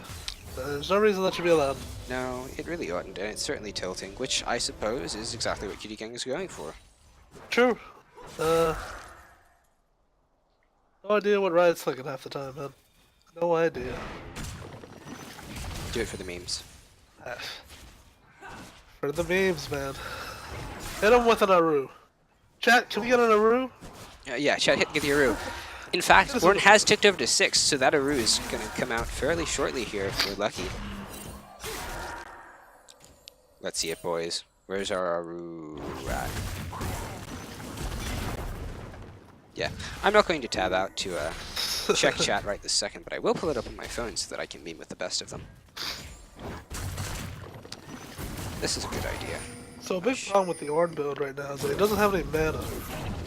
So buying a mana crystal early on his Orn is really, really important. You just build one and you get that mana. Really broken. Really broken. It's really broken. You, 1 second you have like 100 mana, and the next thing you know, this guy's got 400 mana. That's fair, but it's also Nunu. True. Lena goes on there it is. onto band, but no, sorry, what am I saying? God, I promise I'm not drunk. Band goes in on the Leona. They are going to get the Teemo. He can only pick one person to blind, as you said. Meanwhile, topside, our friendly picked the Sin right is just going to person. swipe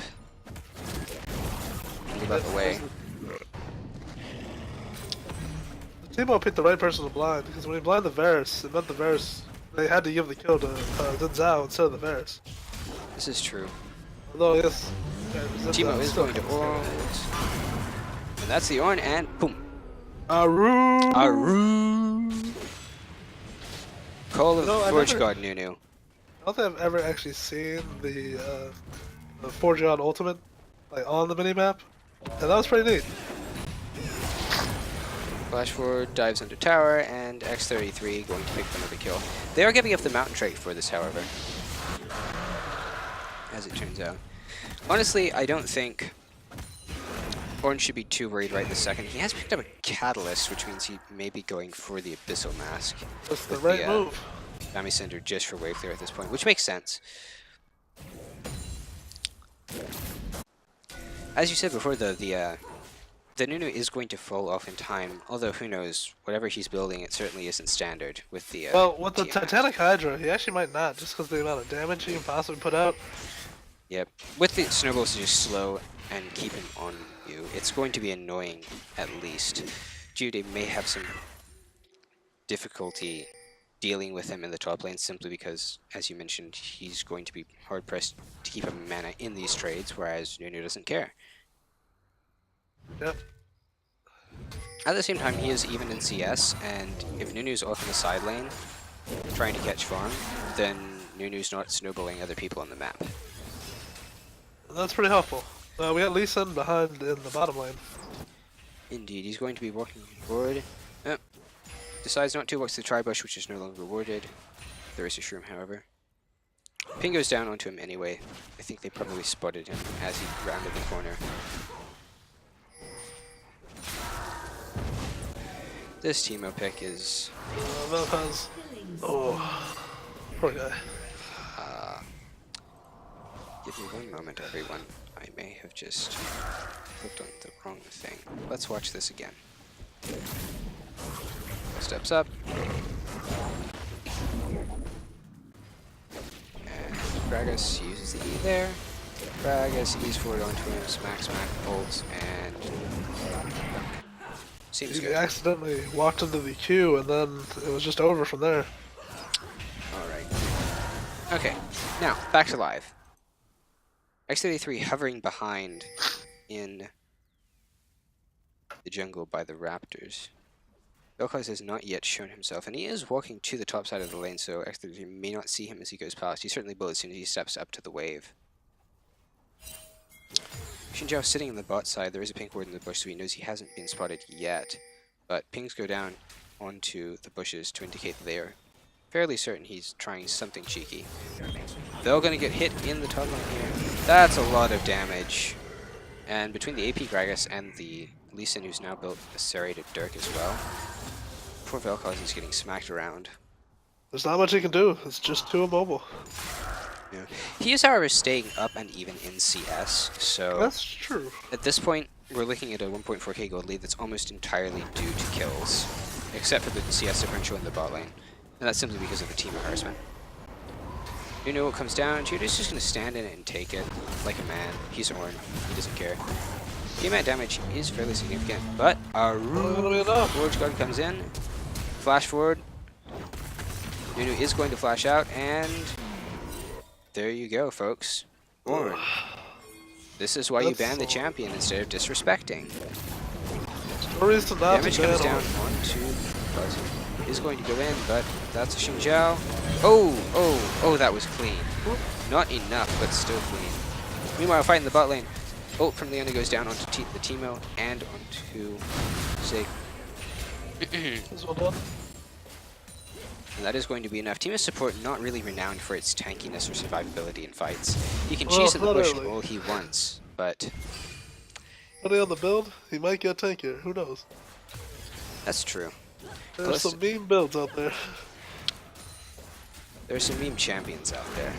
Oh, I mean, they're all in this game right now. This is true. Well, we're missing the Volibear I mean, it's not actually all here, but you know. and the Aatrox. Oh god. Aatrox ADC, Volibear jungle, let's go. That's all they needed. No, you gotta go Aatrox top, because why would you pick Ornn, one of the strongest things when it's up, when you could pick Aatrox instead? Gotta think outside the box. Outside the box. Got a point there. Let me just bust out my VATB. Hey, that's more reasonable than Nunu in some I mean, they regards. would probably lose to Nunu.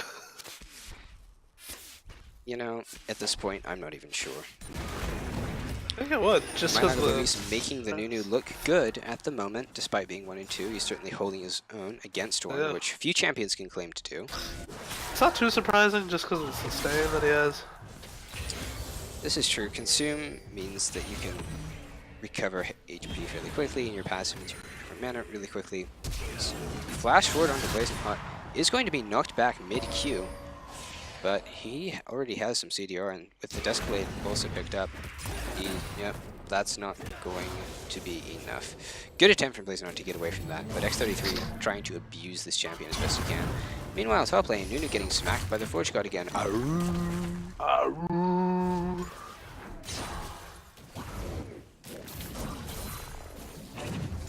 Teemo has opted to leave the bot lane and sit. Oh, Round 4 or something. 5? Five. 4 or 5. good E from the Vel'Koz to keep Lee from doing anything else after he got the kickoff, but that's enough to put him right into the waiting arms of the AP Gragas, who's going to gladly accept the opportunity to body him again. X33 Body going by to get Gragas. out. Yeah, and he has a lot of body too. Like, I don't want to get smacked by that man. You're right, no one does.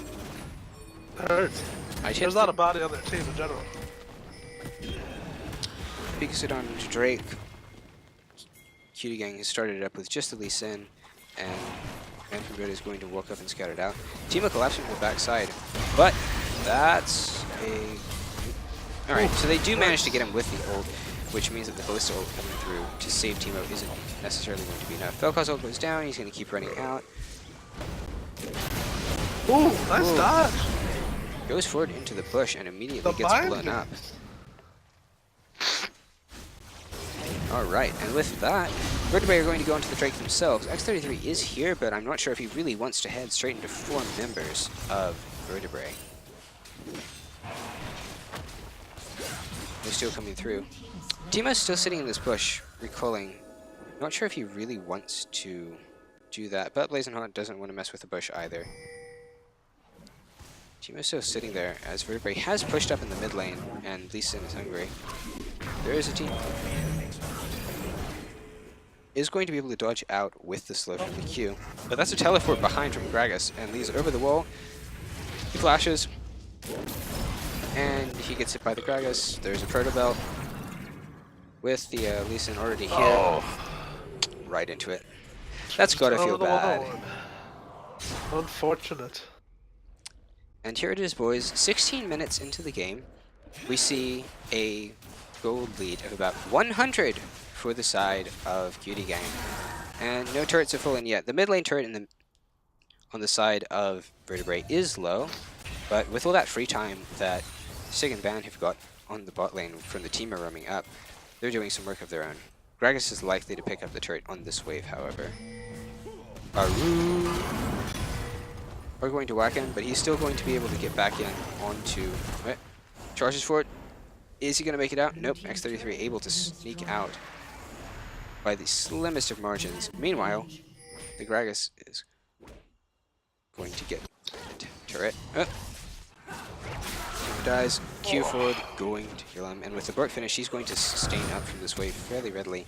Van forced to flash here, but Kenny's just going to be able to chase him down at this point. Bit of an unfortunate turn of events.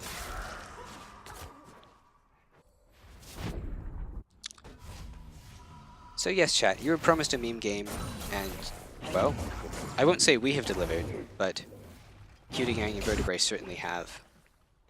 Teleport comes in from GOD to try and get Gragas off the top turret. Yorn is still doing pretty well for himself, 131 CS, up a little bit over the Nunu.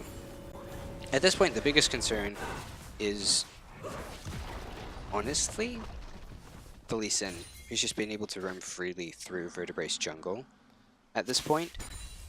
And you see him with a 2-level lead on Blazing Hot, who's forced to like clear some of these side waves and have been pushed in. So X33 feels free to just try and take away the Rift Herald. Is going to be able to smite it out and pick it up as well. Geodude, despite being Ornn, isn't able to do too much. The Bullgorge comes out, and he does get him with a nice snipe. Only mediocrity. Can we get an Aru in chat? That is chat.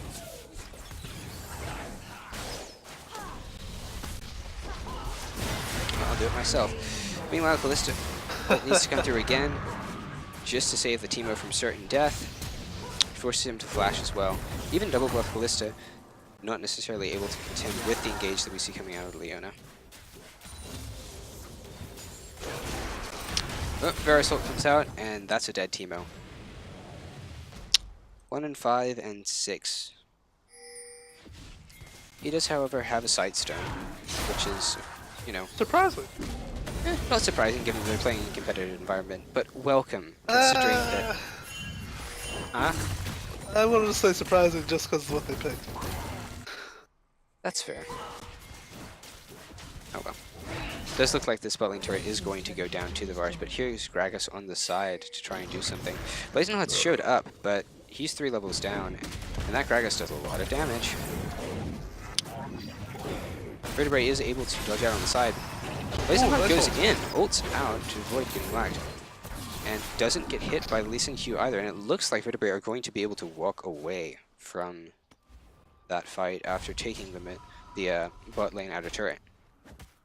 Well done. Very well done. They're down about 1k now, partially due to gold, but also given that the Gragas has caught up in his farming, and the Lee Sin as well. But Teemo's going to face check a little bit too deep on the side.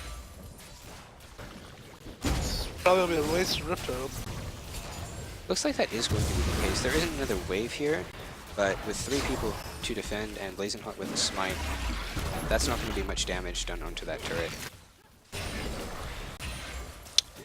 Meanwhile, Gragas just happily farming the jungle, putting poor Blazing Hot even further behind. He's going to be hit. Oh, Vertebrae does manage to dodge out the Q, but he's still going to be taking some damage from the backside. Gragas Protobuilds forward. Going to leave the blue buff alone for now, as Ornn has come down to help support. X33 chasing through the jungle is going to get a Q on the Blazing Hawk. And that's a lot of damage, as it turns out. Duskblade on Lee Sin, when you can just hop out of the jungle like that, is surprisingly potent. And he's 6-2 now, making good use of the mobility that he has, as well as the mechanics to go around the map and just abuse people. Ping goes down into the bush. Sig suspects something. Turns out there is in fact a Teemo hiding there. Who'd have thunk it? Going to walk into the jungle and try and spot out other wards, drop a few of his own here. And for all the meme, the vision denial really... apologies. The vision denial really hasn't been all that bad from the Teemo. That's true. He's been doing a solid job, to be honest. It hasn't been that meme. Honestly, I think the Nunu has been the most... I don't know, I still feel like the Teemo is a bit more of a liability than the Nunu, simply because the Nunu's been able to sit top and farm into the Ornn and keep him from doing anything else on the other sides of the map. Which, you know, honestly, given the potency of Ornn, isn't such a bad thing. Alright. Blazing Hawk trying to zone, getting an X33 off the Drake. Bit of an interesting position here, because this Teemo has just been sitting in the bush while up. Blazing Hawk gets hit up, and despite the damage being blocked out of the ult, the Rend is going to do it. VATB dodges the ult, and that is going to be enough damage to take out X33 as he steps a little bit too far forward in search of a kill onto Vertebrae. Teemo going to be killing more wards and denying access to the dragon. That Titanic Hydra just doing work on the wave there in the top lane, forcing Junior to use his abilities just to clear the wave and keep the top lane turret alive, and honestly, the Ornn has just been a non-entity for so much of this game. Gragas zoning ult, not going to kill Vertebrae, but it will keep him away from the tower. A big problem with the Ornn build right now is the lack of the Iceborne Gauntlet. The Iceborne Gauntlet really just gives you more mana. Feels really necessary on him right now. Teemo, you don't have a team there. He was hiding in that bush for a very long time. Yep. Left, came back, cleared some vision, sat there again. Just Teemo things. Does look though like Vertebrae are going to be able to pick up this Infernal Drake on the back of that. And X33 again is just sort of zoned off on the side, despite being really far ahead. The Leona is a really effective frontline at the moment. And that's going to be 3 Drakes for Vertebrae. And while they are still about 700 to 800 gold down, 2 Mountains and an Infernal mean that, you know, come later in the game, they may have a hard time.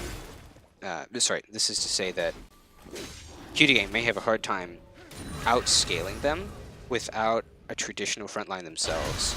Sure, they have a lot of disruption from the Gragas, but Teemo's utility, given that he's a support and on a low budget, may not be as high in these fights as you want him to be.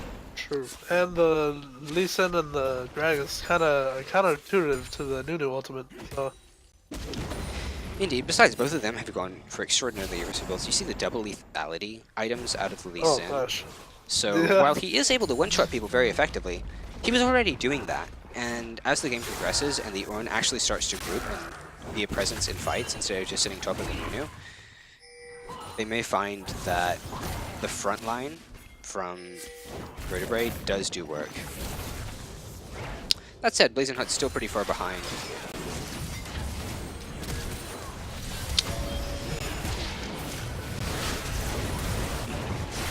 And action happening all across the map right this second. A good flash and heal from Varus in the top lane is going to survive. Keep it survive. This Ornn still doing damage, is going to be able to charge out. Flash comes down from the Kalista, who is going to be able to get him. Perhaps? No. Not yet. Does pick him up at the last Q. In the meantime, however, the remaining 3 members of Vertebrae have opted to go to the top side, and with the Rage Blade built up on the Varus, that's going to be a free Baron for them. Double Mountain Drakes coming in huge there. They do lose a mid-turret in response, but honestly, given the way this game had been going to that point, this is a shakeup that might be welcome for Vertebrae, even though they're a bit down, simply because the Baron will allow them to finally get pushing in the top lane, in the mid lane. Big credit actually to Band and Cygnus for that outplay in the top lane. Yes. They ended up doing really Bottom well. lane for Vertebrae and the Boners has been doing really well this game. Yeah. Putting in your starters helps. Yeah, Turns yeah. out. A Right. little bit. Well, looks like the map's resetting for a moment, so actually I'm going to take the opportunity to briefly go back and look again at that top lane play. Hold that thought. X33 is coming up on Blazing Heart again, who still hasn't quite caught up in levels. Doesn't matter though. He Well, does he more than is enough damage. still at this going to be point. doing it, and with the Vel'Koz there, that's going to be a deadly sin. The tankiness that they've gotten from the Black Cleaver on Xin Zhao is finally enough to sustain through a little bit of that damage. X33 finding that his build, while effective in the early game, may not be enough, as we discussed, to continue the same sort of pressure. Doesn't look like we will actually get time for a replay here, as another fight goes down in the mid lane. Vertebrae bounced forward by the Gragasol. Cygnus just going off onto this Gragas, gonna force him back, and the heal comes out of Kenny as he's hit by the Vel'Koz, and that organic destruction. True damage Vertebrae- starts to melt through him. Vertebrae just kind of outranges everything that Cutie Gang wants or has. Yeah, as they group up here, the fact that they actually have legitimate synergy with their team comp and have built a non-meme thing is doing work for him. And the Varus in particular, who's gotten really far ahead, is able to do stuff. Doing ult cancelled there, as the Varus is going to shred through. Teemo on the backside, not going to be able to do much except toss a Shroom. Teleport comes down from Cutie to help siege onto this turret. Vertebrae getting Blazing Heart from me zoning out on the backside as the Varus goes through to damage onto the turret. Gragas throws cast for wave clear, but it's not enough to keep this mid lane inner from going down. Team is sort of isolated on the back line.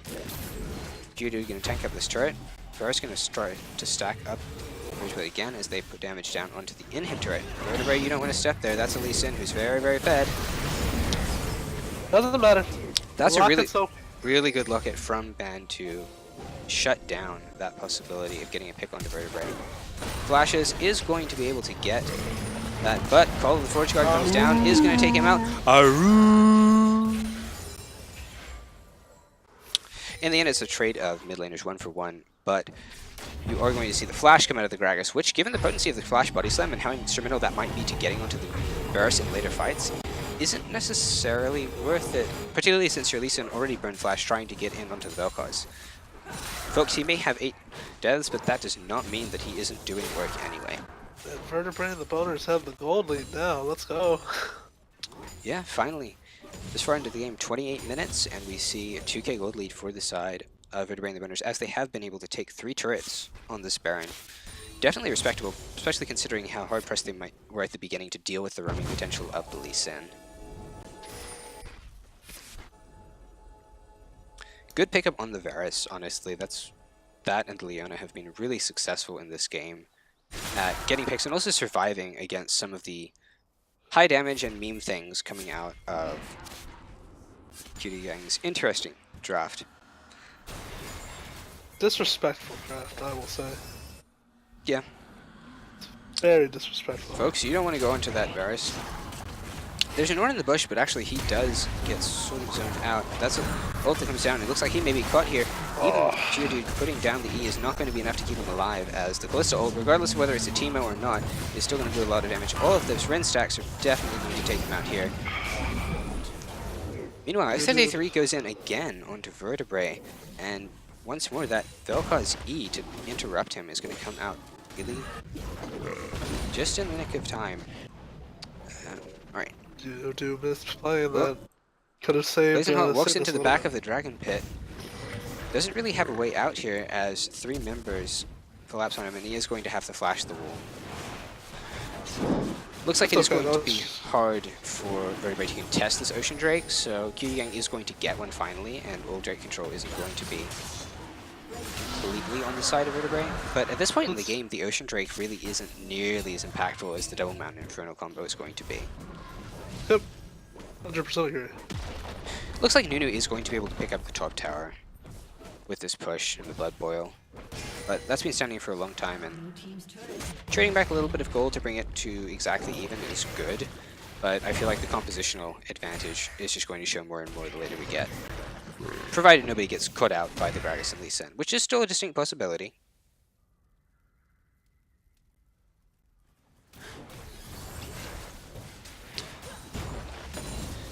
Maybe someday we'll get dedicated observers so that we can do replays. That'd be nice. I keep intending to do it, but then somebody else starts fighting, and it doesn't seem like the wisest thing. I'm just bad at it, man. What? I would never at observing, man. I just let the thing go. Sometimes I'll see stuff myself, but most of the time I just let the computer do it for me. Sometimes I take it off directed too much. My problem is when I take it off directed, I just go to top lane. Top like, lane alright, what's bias happening up coming in. Fascinating. Hint, it probably involves farming. Hey man, there are intricate trades that if the Oh, enemy top I'm not laner- complaining. I also have that just once to farm tag. Oh no, it's not even that. It's there are a lot of intricate trades that happen early on that can lead to hold a that free thought. kill. Alright, well, looks like for a second like things might be cut out a little bit far in the mid lane, but instead he's going to force the blind flash out of the Teemo. One of those high-level intricate trades you were talking about. You It's press OP, Q, man. What is he gonna do? and then you F away immediately. Exactly. Like you just blinded him. It's GG. He can't fight you. You just flash away. It's over. But seriously, Teemo was a pick. It was a pick. Not a good pick, but a pick. Yeah, but especially because we now see the double sweeper is able to do a pretty good job of getting rid of all of the shrooms. Electrocute going to go down from the Gragas onto the Leona, but she already has an Elixir of Iron and doesn't really care about his damage. We do see Gang on Baron, and with Kalista Nunu you can take it, but with Blazing Hot and Vertebrae roaming up towards the river, they are going to have to peel off that. Lee Sin's splitting bottom lane, kind of a waste against Horde. Yeah, there's now 4 people on this Baron, and having cleared all of the vision, they are going to be able to take it down pretty fast themselves, particularly with the Vel'Koz damage, this Varus Rageblade, and the double... Okay, well, Steel comes in a little bit late, a little bit of a desync on the Q and the ult from the Gragas. Lee Sin's going to go in, he's going to get knocked down, and that's going to be... Alright, that's going to be the Guardian Angel going down. Portugal comes out, Aru flashes away from a lot of Vertebrae and a lot of Cutie Gang. Gragas on the side here, forcing Blazing Heart to back. There's still 3 here, but it looks like they are going to be able to get out. Vertebrae and Geodude still fairly healthy, so they will end up being able to clear this and zone off X33 and Central Kahada. Very surprised Cutie Gang survived so long. I feel like all that AoE from the Vel'Koz and Ornn, Leona should have killed something. And the Kalista ult ended up coming in really well for there, but they haven't been able to heal. And the ult is up again. That's what the cooldown reduction does. That's tremendous. Alright. He doesn't have Teemo the speeding 40%. himself up on the side. Geodude dashes into the bush, doesn't find anyone. Lee Sin got out over the wall by using a Q onto the camps. At the end of the day, that is going to be Baron going over to Vertebrae, and they're going to pick up some kills on the side. So,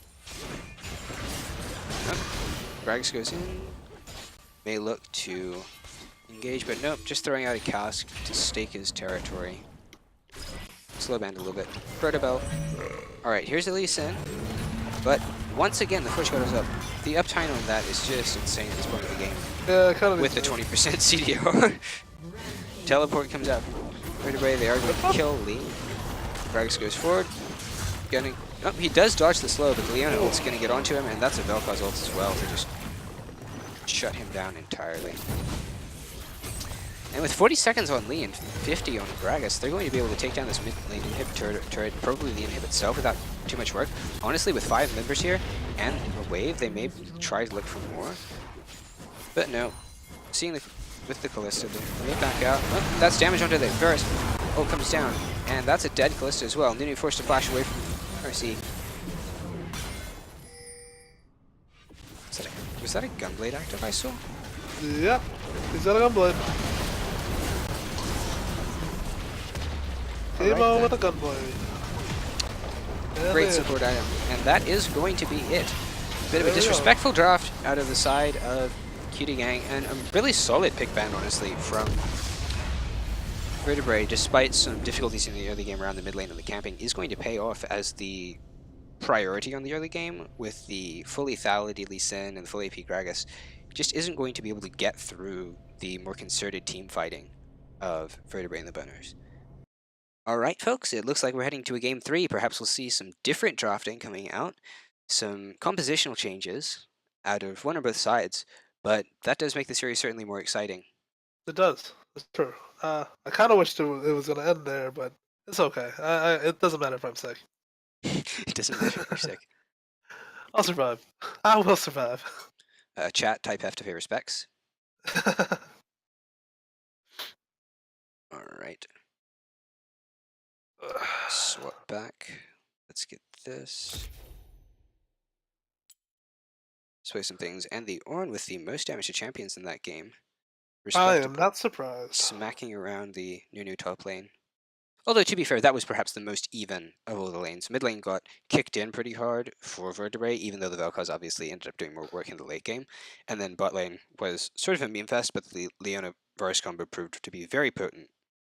The only reason the Nunu was able to stay alive in all those fights was because of his sustain from eating the minions. Yeah, there also just wasn't any jungle pressure towards the top side from Vertebrae. At least Sen was forcing Shin to take really defensive paths and also try and help with mid to prevent that from getting any worse. And they did keep the mid lane turret up for a very long time, which honestly did seem some of the bleeding. Given the Teemo's propensity for invading early on, if they hadn't been able to keep mid pressure from being really terrible as long as they did, it might have been harder for them to just scale back into the game the way they did. So, props to Xin Zhao for taking the loss on the early jungle matchup and really working to support his team.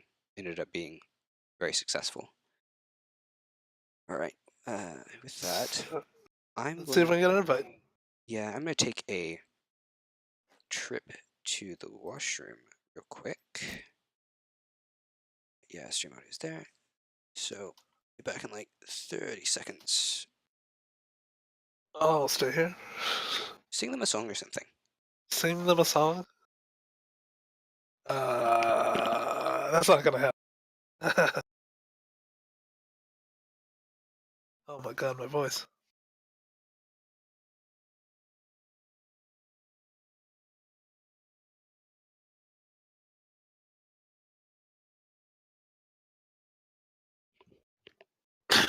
Well, I can't expect Cutie Gang is gonna pick another meme comp. And if they do, that's probably not gonna go too well for them. But who knows? They do have the superior mechanics, as we've seen, and the laning phase, but that can only take you so far with comps in a 5v5 such as this. You really can't afford to be that disrespectful. I don't know, I'd be upset if I was Vertebrae the Boners.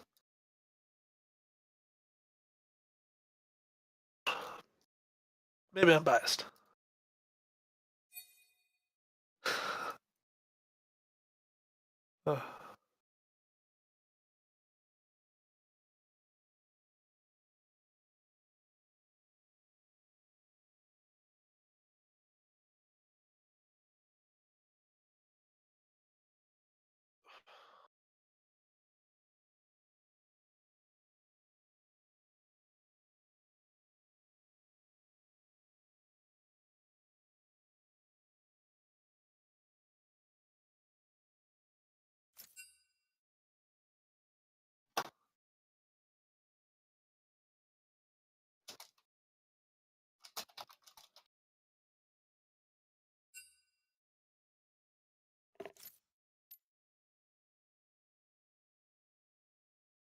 And we're back.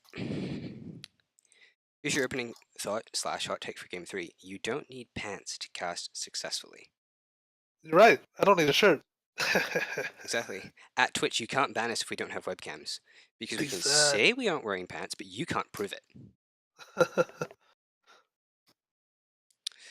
And on that exciting observation, is there a lobby invite? I haven't been invited yet, so... Rude. I'll message you, dude, or something. Invite? Question mark? Too busy chewing out the team of support to send an invite. Tut tut. Oof. There it is. Wonderful.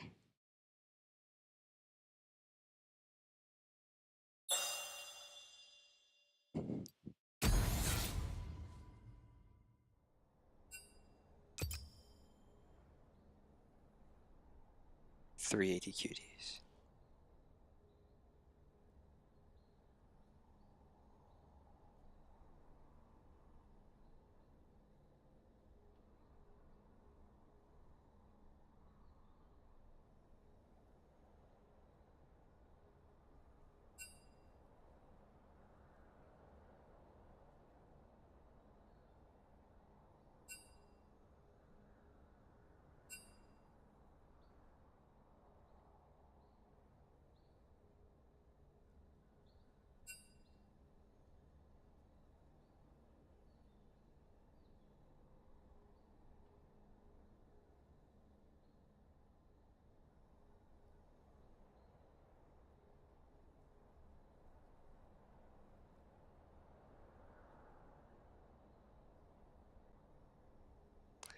Interesting sub game going on here.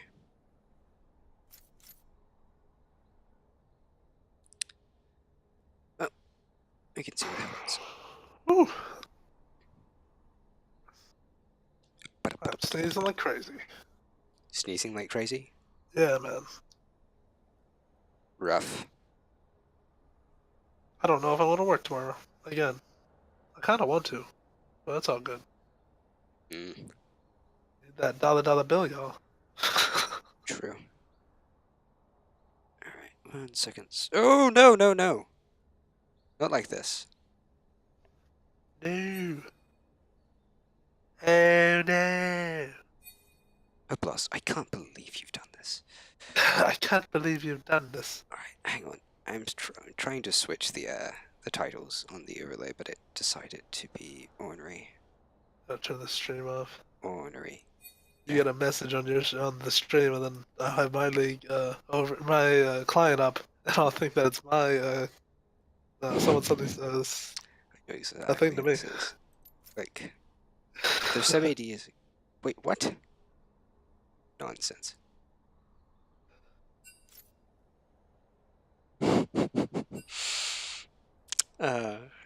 Add a chat if you just saw that. Courtesy of Mr. Mike. Their sub AD is a KO Challenger player. They're mad about the last game. In all honesty, if someone ran team of support into my team in an Onyx game, I might be slightly salty as well. But I'd be peeved. good word choice. Alright, so on Add that that note, SAT vocabulary. it looks like people are getting ready, so we will see whether, being peeved or, causing the peeving is the more potent force in this game 3 of AD Cuties vs Vertebrae and the Boners tonight on Phoenix League. Don't go anywhere. We could go into Jam Select any minute. Or it could take 2 hours, but you didn't hear that from me. Yeah, I'm expecting the Orn ban this game because I just don't want. Something tells me that both sides, in fact, have learned their lesson about letting the other one have Orn. So, unless they have an actual counterpick, which means not Olaf, ready, could be a good idea to just ban it instead of targeting the mid or jungle, respectively. Yeah. When you toss What? 5 bans at Vertebrae and still lose to the Vel'Koz, Yeah. And they camped him too, and then it still wasn't enough. that's fair. Now, I mean, the camp did succeed, But it wasn't enough. but it wasn't enough. Yes. The only things that I have experienced that counter Orn are Urgot, Mhm. because he's obnoxious as hell. Singed, because he's obnoxious as hell. And you can't trade into him very effectively. You can beat him late game because you just have enough magic resist and it just doesn't matter But you still anymore. have to get to him. Yeah, that's the problem. Well, it's not too bad because you have so much CC and they're usually cocky and you just bring someone with you. That's the key part. You just have to bring like one other person. If your opponent is cocky, even a counter lane can go in your favor. Yeah, but like Singe shouldn't kill Ornn. This is He true. can. He easily can if Ornn misplays it all. Or if So he's there's just fed to really L. well, yeah. You know. Only so much you can do about that one. True. Another champion that I think could beat Ornn is Alawi. Yeah, I was going to say, I feel like Alawi counters, soft counters, almost everything in top lane right the second, because if you're good at it, it's just abusive shit. I just hate Alawi. Same. It's obnoxious, it's RNG because there's tentacles, and then it runs Klepto, so it's more RNG. And then she's a level up on you. Yeah. But that's alright. And you can't really fight minions because then she still hits you with AoE, and then if you don't fight minions, she hits you with that other tentacle, and then you die to more AoE, and there's no options. Yeah. Feels good, man. The more obnoxious Darius. Alright, well, we are into game 3, and looks like Vertebrae has Boners have made a substitute of their own. Cygnus is going to be heading out this game, despite his incredible performance on bars last time, for the coach of their team, Lord Gominator. They've got something up their sleeve for this. We'll see what it is. Right now, it looks like Cutie Gang is going to be doing the exact same bans counted by the Ringar as before.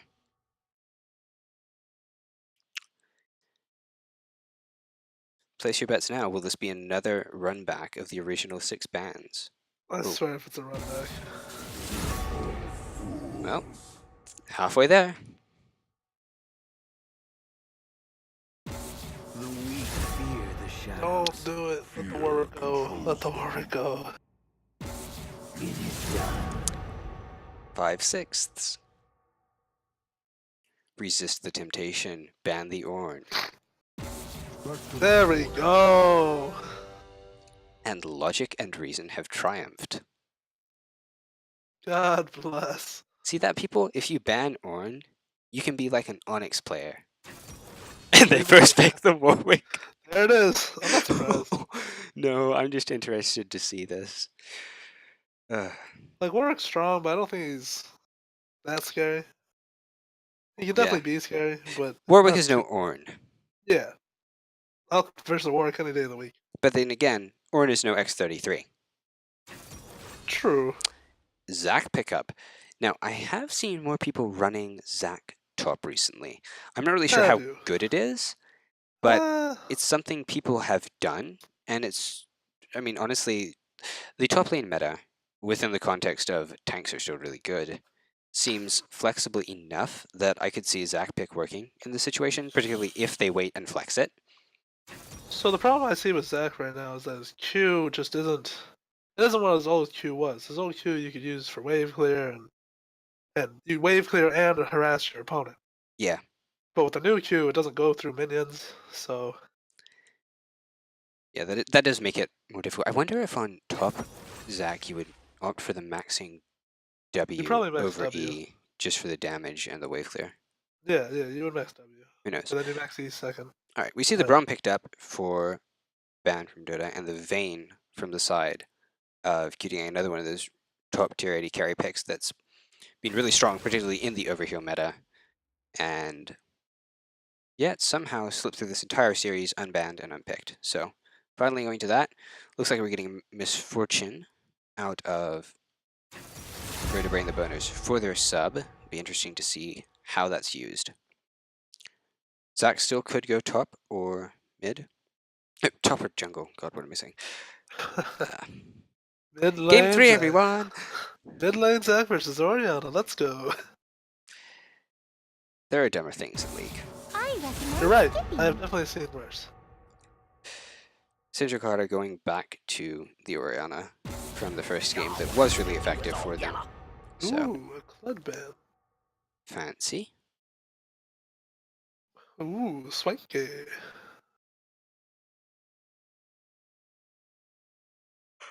I do think they'll need another damage dealer in the top lane with Fortune.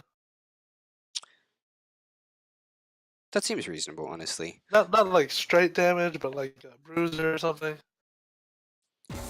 Like my Yes. Aurelia. I'm angry. Like the Aurelia. Like my Aurelia. There's the Alistar ban. They don't want That's a to good ban. deal with it again, yeah. After the game win performance, honestly, I don't see there's any particular reason not to ban it. Yeah.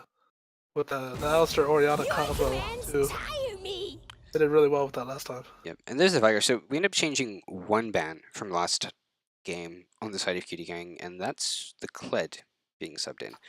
So, Pretty sure bit of an both teams only had interesting- one ban change. Actually, you're right. Yeah, because the Ornn. At least for second game. First Was- game they yeah. did ban Alistair, but the Aura. All right, so Spooky. still not a full front line for the side of Cutie Gang, but with the Fiora's dueling potential, they may not be looking for a standard thing and maybe going for more of the split push, especially because Warwick does get pretty tanky in the late game himself. True. So, be interested. Blazing not going to go for the Xinjiao again after winning the last game. Hopefully he can hold his own in the early jungle a little bit more without the Lee Sin and the full lethality build just getting that far ahead.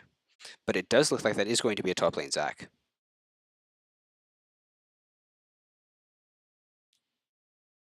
Wait, top lane second. Oh Yeah. gosh. Yeah, that could be very Yeah, interesting. you're right. Oh gosh. That said, there are, because both the E and the Q from Zac count as like displacement and CC, Fiora is going to have to be, let's say, patient with the parry to deal with it. And that's a core key picked up for Vertebrae in the mid lane. So we do have diversified damage, but also some range. Right now, between the Zac and the Brom as a combo, there's a lot of engage potential from That's Vertebrae. true. And the Zinzao. But- It's You're also going into Janna. true. And into an Oriana and Warwick, who just put up a sphere. They've switched. They switched the Xinjiao to mid and the Corki to top. I assume those two are going to swap with each other, but it does look like the Zac is going to be in the jungle. Oh, And the Zinzao Shin is top. top. That is also a little scary. And then I don't think that wins either. No, I'm not quite sure which is the more optimal. Like, okay, Zac well, is safer there's this. Yeah, because of there's the Zac. Now, I do like this more just because into the Warwick, the Xinjiao can try to pressure him early and make his route to 6 and also his time pulling off early ganks more difficult. And putting the Zac in the top lane where he can get guaranteed farm, even if he's being shoved into tower a bit by the Fiora, seems like a safe decision. Because like one of the problems with the full tank junglers recently has been that they've just been getting tempoed out by early gankers like Xinjiao, like Kayn, like Warwick, honestly, who are able to make their presence felt a bit more in the early game. And while Zac obviously has gank routes, he takes more time to be really, really effective when people are harder to kill. Because better at sometimes you just don't countering. have the damage. Yes. That's true. So, who knows? Zac top, everyone. Not meme. Actually meta. I don't know about meta. It's But just because it's not meta doesn't mean it's meme. it's still preseason. What is the meta? Ornn. Ornn is the meta. No, Ornn is Ornn. Ornn is the meta. You play the game around Ornn. Aru. That being said, Fiora's pretty good into Ornn too. Yeah, his CC is somewhat telegraphed, so Yeah. being able to parry that is a feels Yeah, good it's for hard to him. cancel that auto too. It's really hard to cancel that auto. Yeah. I've had a lot of practice canceling Nautilus auto, but But- canceling the Ornn auto is almost impossible. There's such a long wind up on it too. Yeah, and I feel like once it starts, it goes. It doesn't stop, no matter what you do. Ban Fiora, I guess. Anyway, this time I do think that the Corki will have a fairly decent lane into the Orion, and perhaps better than the Zillion did, just because Zillion in the early game with the bombs has to sort of choose between sticking it on the wave and sticking it on the opposing mid laner to some extent. And if the Orion is good, she can just stay out of range of getting that on her, especially given her ability to Q more frequently and trade damage with the Aerie, so the Corgi may end up doing better in that matchup. Just looks like he's running Exhaust, I think. It's somewhat cut off my screen, as opposed to the teleport, so we're not going to have a full global parity like we have in the last two in terms of summoner spells, but with the package and Corgi's just ability to roam, it seems like that's something that Vertebrae are willing to do. Yep. I think they'll have a really good chance with the Misfortune Ultimate too. It'll be an interesting game. Very Yeah, interesting. I'm excited. I like Zach. Zach is wonderful, and I've liked him since release, so getting to see Blade in Yeah. the top lane is going to be a fun time. Pretty sure I like Vertebrae's team comp more. But we'll see how the Misfortune's played, because Misfortune can put out a lot of damage.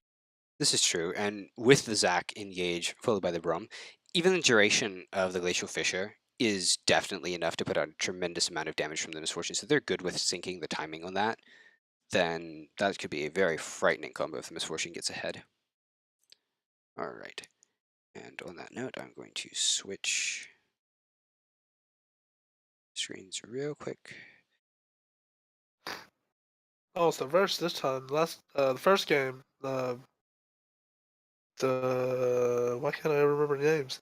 Vertebrae and the Boners had the Janna, and Cutie gang, had Alistar. So now they got the Janna, which I think we'll have a harder time still.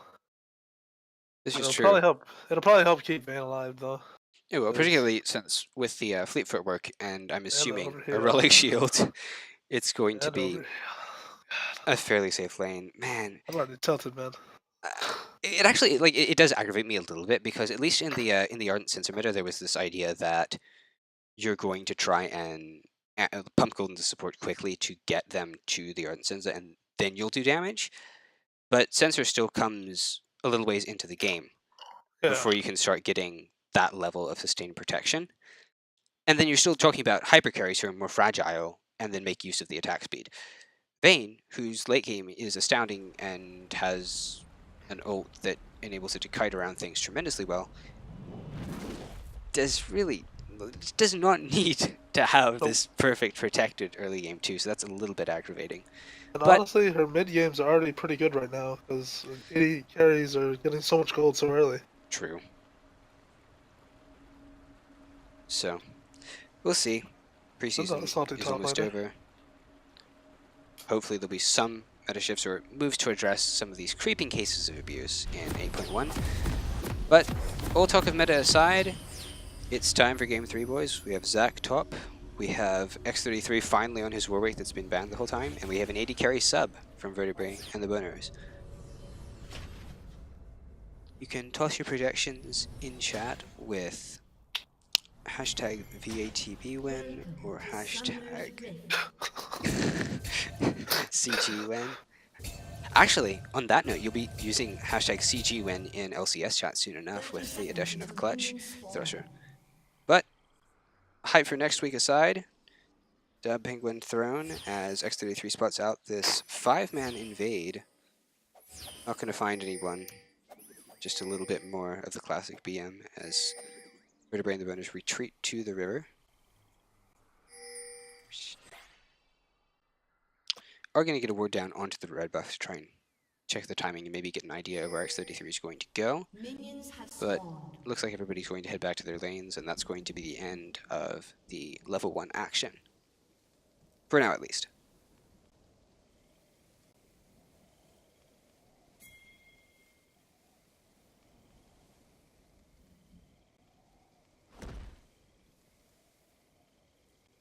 You know, man, I have a dream. For one day, Riot will learn how to balance their champions. And won't put out crazy stuff like overheal. 80 carries with Relic Shield.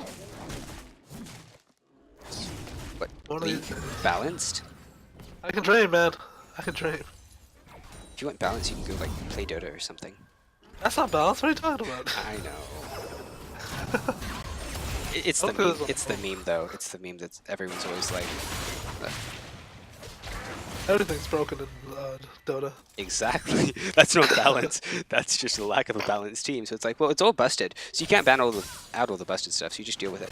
Now, Cutie do start with the Q in the top lane, and it worked out pretty well since he has been able to trade onto the Fiora. It makes sense because it activates his rune. The what was it? Aftershock. Aftershock. That's the one. And gives Yeah. him the 2 blobs if he hits 2 different things, which is obviously what Yep. you want to be doing. And the Fiora doesn't have a way to stop it right now, so. Early level 2 from Roman's Fortune lane can enable a little bit more poke, but Permission can have hit that themselves, and Purge with soul. it looks like nothing much is going to come of it. Taking poke from the Misfortune as they step forward to try and get those Relic Shield stacks. Oh, immediate exhaust down, and with the Shin there, that's going to force the flash. The trade will come out from the Zac, who's going to get smacked around a little bit, and the Vita will be hit. Oh. Exhaust goes down, forces the heal out of Pie Master, and all of that just traded for the flash from the Misfortune. So with both bot laners from Cutie Gang now in the low health zone, that's going to establish a pretty significant lane advantage for Vertebrae at this point. Warwick going to try to invade, get chunked a little bit, but he'll sustain up just fine. Nishinja goes back to farming Raptors.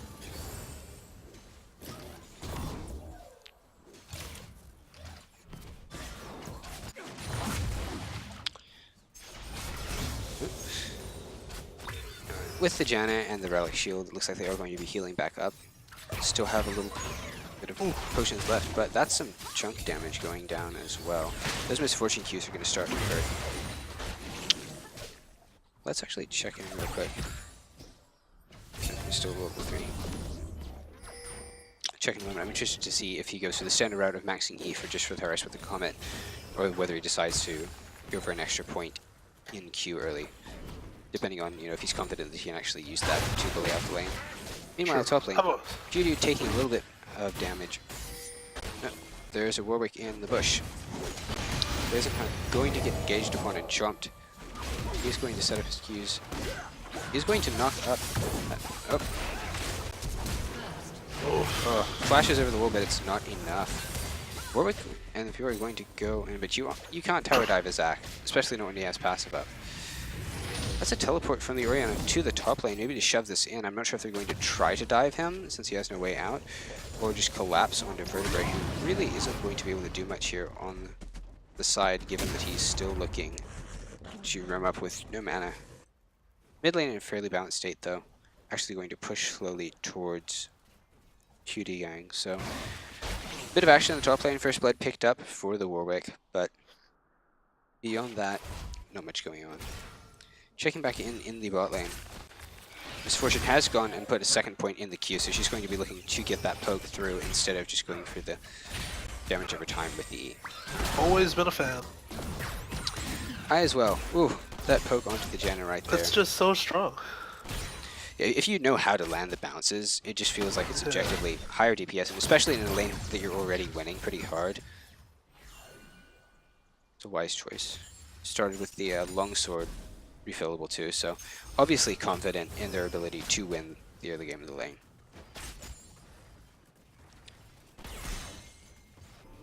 Are we going to recall? She doesn't have teleport to get back to lane right the second after using a top side, but Corki still doesn't have package himself, so.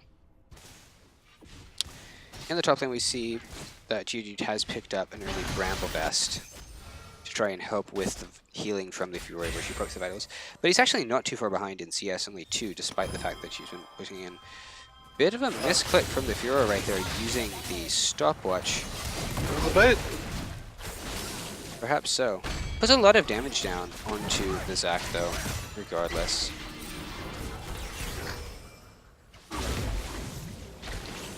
Zac is level 6.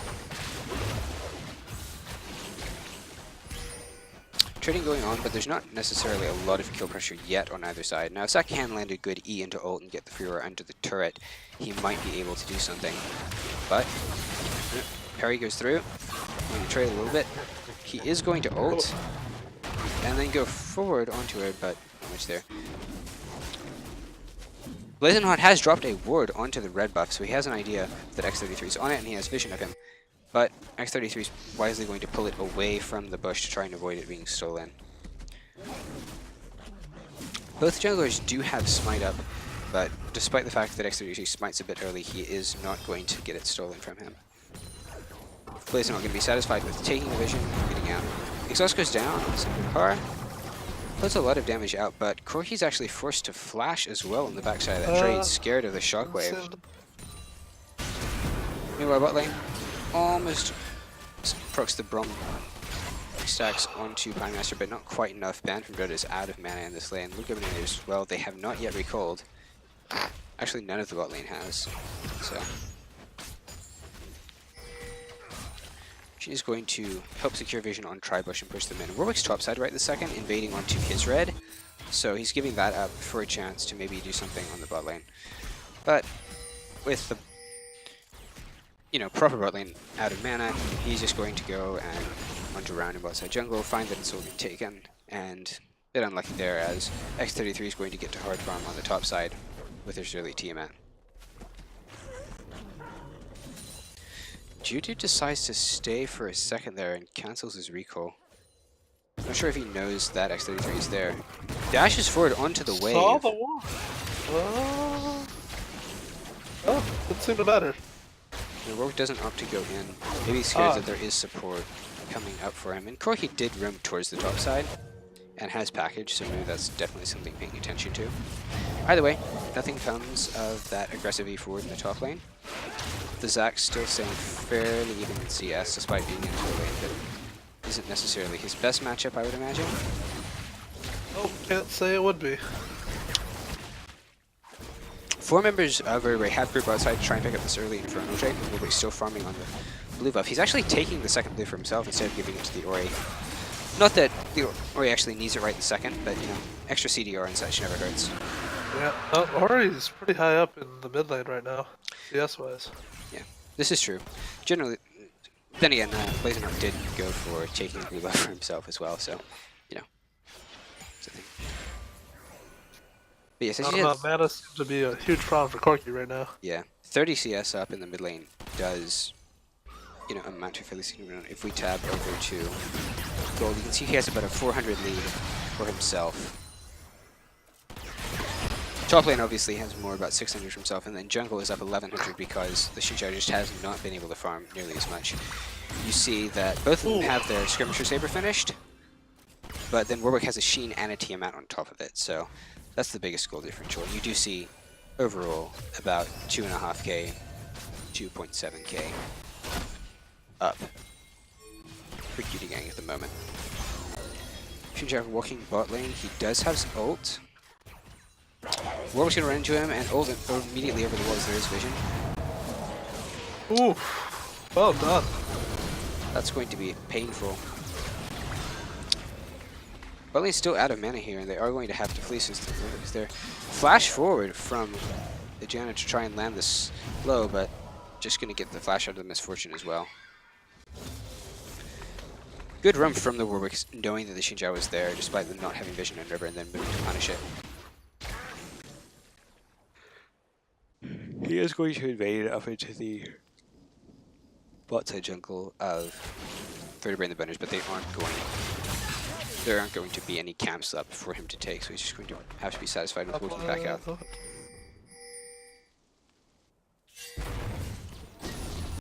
Xinjiao trying to get some of this farm back for himself, going on his own Raptors. Meanwhile in the bot lane, Misfortune has stayed with Brom recalled, just going to try and clear this wave out, and man, that Q damage is starting to become quite significant indeed. It's scary, man.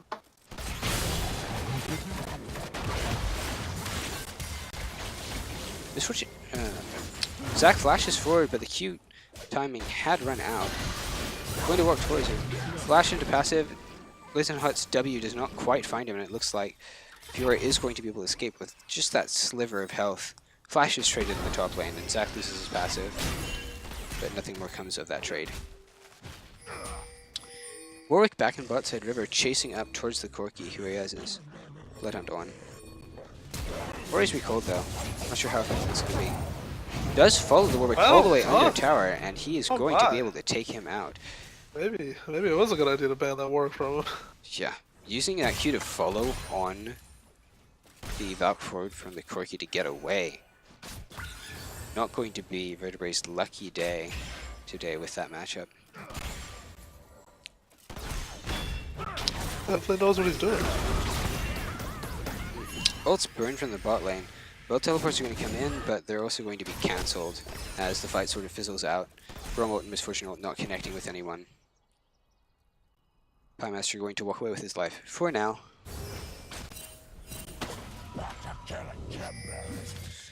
Van is going to spot out the Warwick on the top side again, but he's a little bit exposed right this second with Misfortune already recalling. But Jan's going to stop the chase, and looks like they're going to be able to recall in peace. Cutie is here to clear the wave. Blazonheart's back. I'm not sure what the E cooldown on Zac is. Let me check. 5 seconds. I'm not sure if they're going to be able to get in. Blazonheart does get onto him. He's going to have the Q or something. That's a lot of CC that comes down. Good Q onto the ward, in fact, and they are going to be able to pick up the Fiora. That was neat. Using the ward to pull him back? Never seen that before. Things to do with wards. Always a good time. Now there are 2 folks here in the mid lane. This time Cutie does look like he might be able to get away. The Warwick's going to get onto him and is going to smite ult again. He doesn't have passive at the moment, but he's going to be able to get out of that. No, he's still going to get onto him. That's a rampage for the Warwick, who's just popping off right at the second. Up on the Xinjiao by how much now? Ooh, that's a full 1700 gold. 4-0. Doing a lot of work. Now, depending on how effectively Vertebrae can zone him the later the game goes, and dealing with the Misfortune, he may not necessarily be able to solo carry, but the lead that he is providing his team at the moment is pretty significant in terms of pressure. He doesn't have to carry when he's got a Vayne. And... Yeah.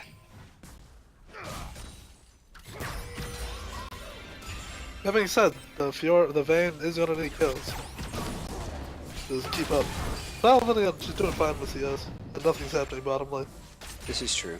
Misfortune trying her best to go in, but obviously using a lot of mana for the harass, and the combination of Janus shields and the Targons on the Vayne is going to make it really hard to abuse that advantage much.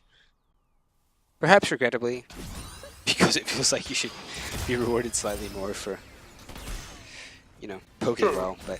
Oh. There's no reason overheal should be so effective. But it is. And props to Cutie Gang for making use of that. You know, taking okay, you know what? We're being positive here. Stun does go down. Heal comes out from both sides. Stun isn't going to land on Misfortune. But the Vayne ult is going to just pick them up.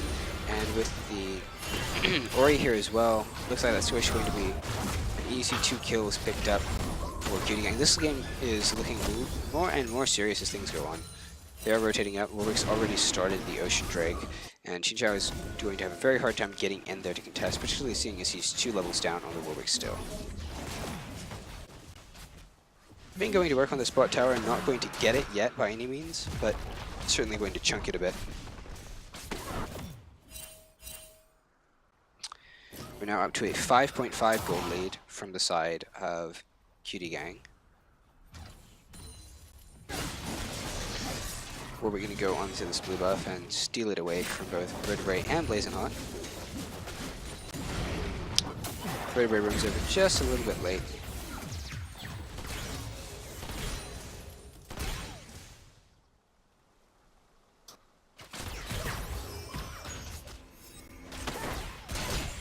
Still poking around from Misfortune.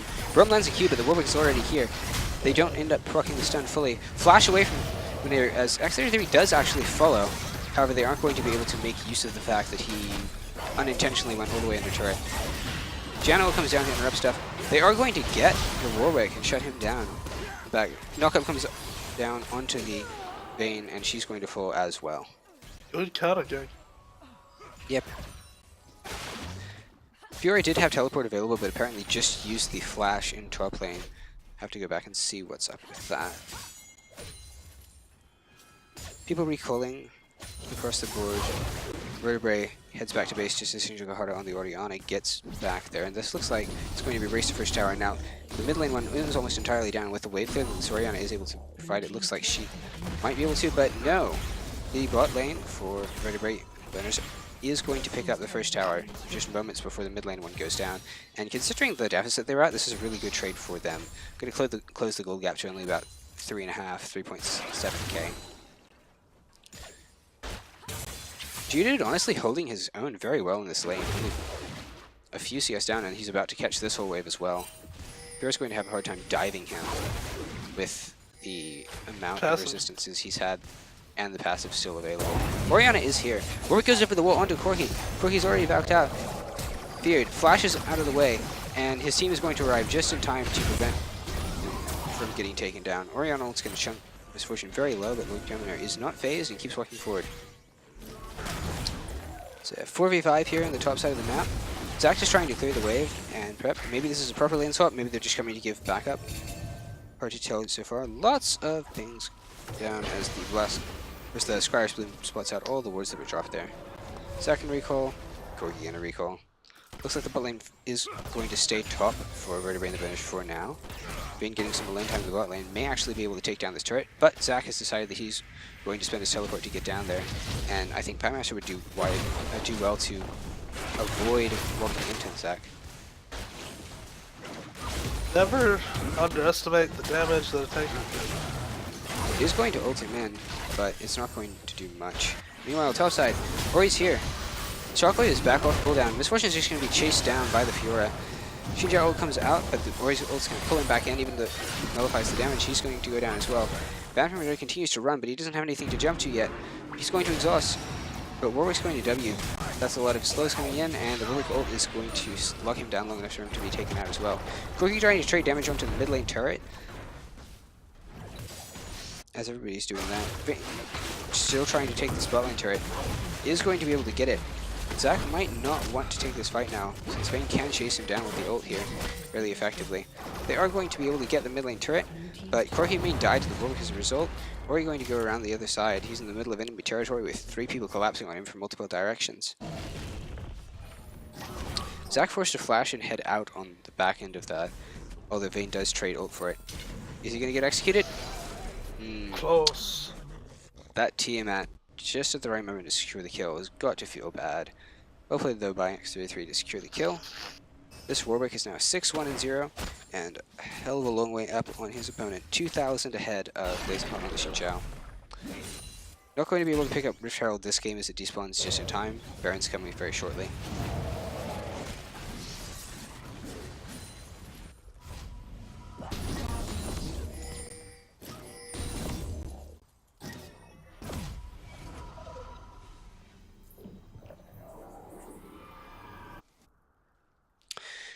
We're pushing ahead in the top lane. At this point, all of the outer towers are down for Vertebrae and the Bender, so they have to play back a little bit more. They still have vision up to the river, but it's still going to be difficult for them to head out too far, particularly given how fast the Warwick can run when Bloodhunt is active.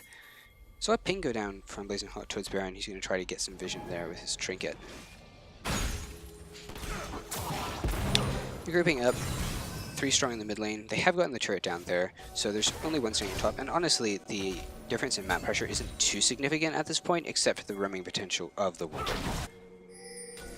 Corki has package, they may try to look for some sort of play with that. Everybody's at this point grouped up in the mid lane. The Vayne is here, but with that shield from the Targon's already stacked up, not going to do much. Zach engages, gets into the middle of him, is going to be able to pull people together. Corki uses the package to get across. Paragon Leroy is not going to do much, and Vertebrae is going to get blown up here on the backside. That Misfortune ult does a ton of damage though, but the Fiora getting her ult off in time is going to provide a lot of healing to side. Flash away, Fiora's going to queue back in and get the Zac pop. His passive is going down. Blazing Hot falls on the backside, as does Banford is left alone into Vayne with the final hour. She kites towards him. He is going to be enough to block that, but Blast Cone does not protect him from everybody following in. That's going to be Oriana picking up the clean ace in a 5-1 for the side of Cutie Gang. Puts them up to a 9k gold lead, and they are going to be able to take this mid lane inner turret as well, extending it further. Red team's turret has been destroyed. At this point, the situation is probably looking pretty dire from the side of Vertebrae. At this point, even though you do have engaged with the Zac and the Xin Zhao, the fact that the Warwick and the Orianna are so far ahead, and the fact that they now have a Janna who's being freely allowed to get Ardent Censer and amp up the Vayne, it's going to be very difficult for them to kill any one member in time. There's just a lot of healing from 4 members of the team, and Orianna doesn't really need it given how far she's able to sit back. So, if Zac Engage and Package aren't enough to turn the fight, even though it was looking really good, it may be a tough sell to get them back into this game at this point. However, Rommel followed by Misfortune is still a thing. We saw how effective it was in the last fight, and there's still an opportunity for them to look for picks as the game progresses. So not over until the Nexus falls.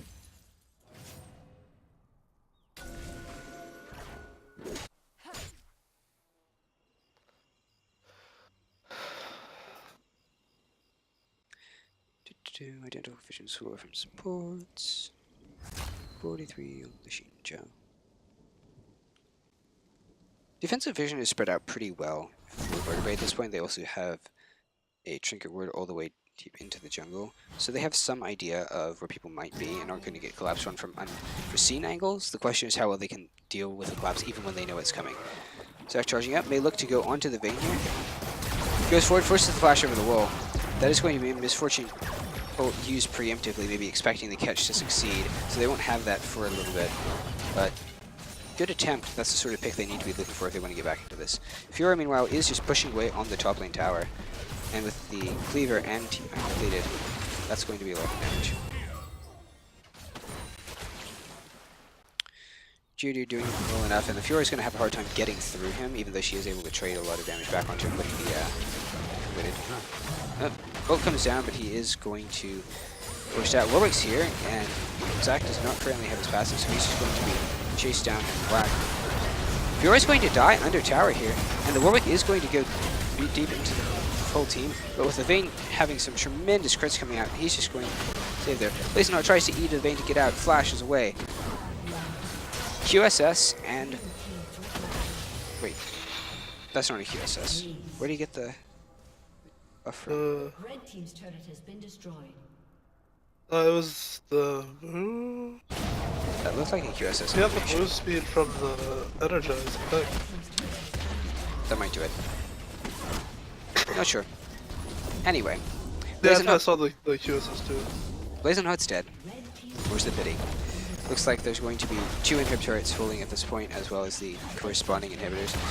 Although, Cutie Gang decided to back off as people are starting to respawn, and staying for the top lane inhibitor might be a little bit ambitious. Besides, Baron is available, although we do see them recoiling instead of going immediately towards that next objective.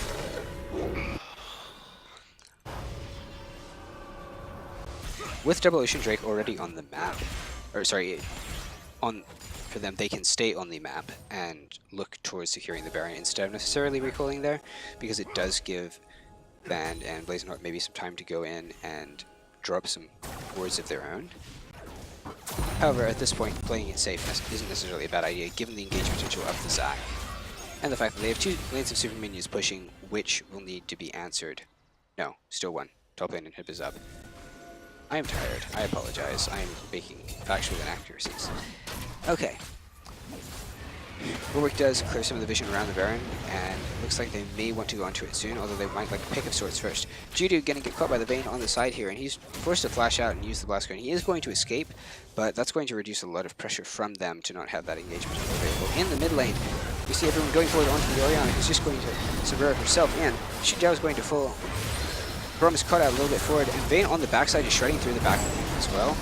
Is going to melt through, and that's another clean ace. Flash across the wall from Janna. It looks like they're just going to go for the end. They see the opportunity, and they're going for the throat. Yep.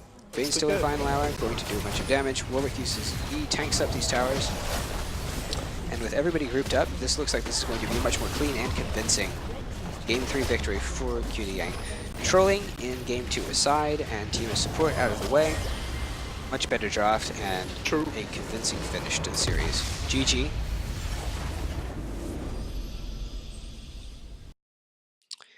Alright. Well, let's see if there is anyone interested in doing a post-game interview.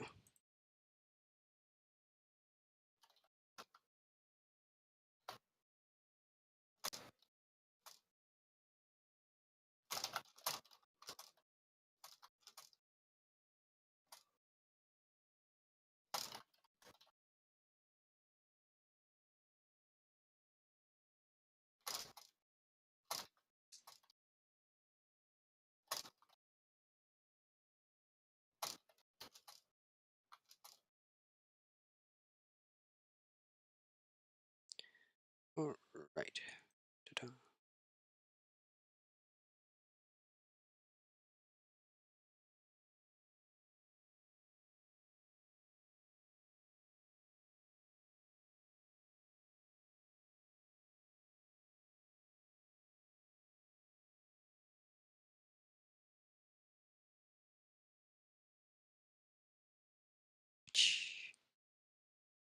There we go.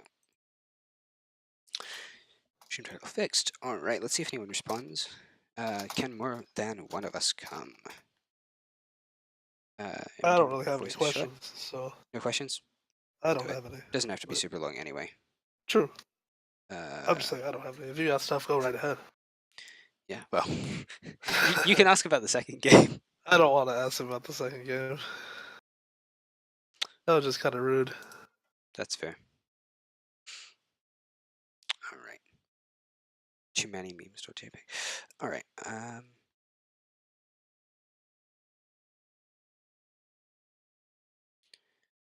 Let's see if I can get them in here.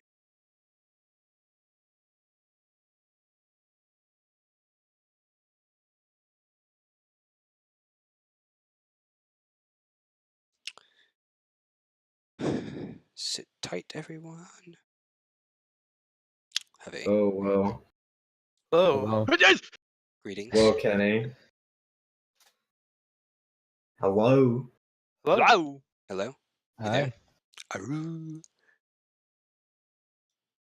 All right, everyone good? Okay. Yeah, we Yes. do. Yeah. All right. Well, first off, GG, congratulations on taking down Vertebrae in the bonus 2-1. I guess I'll just open this up and say first, if both of you, if any, well, not both, all three, wanted to say who you were just so that everyone recognizes your voices on stream. Kenny, you go first. What do you mean me first? What do you mean? Oh my He means you god. first. Ugh. Okay, this Kenny one's was Kenny. Kenny. One-time AD carry, one-time support. Yep, that was me. Unfortunately, I wasn't able to get much off in the AD carry game because someone really wanted to play AD carry, but he just couldn't take it. Hey, that's not true. I just wanted to play Timo. Mm-hmm. Okay. Sounds like you'll have some interesting post-game discussions yourselves. Anyway, let's jump into a few questions that we had. So, starting with the first game, you guys decided to heavily focus Vertebrae and go for 3 mid lane bans, you know, if you count the Zereth as mid laner. And then in response, you had your jungler take 3 bans to the face himself. What was the thought process between doing that instead of doing something like banning the Ornn or the Ezreal? Well, I guess since I am Fiora, the top laner, my Naga voice, since I'm kind of like the team captain, I guess I'll answer this question.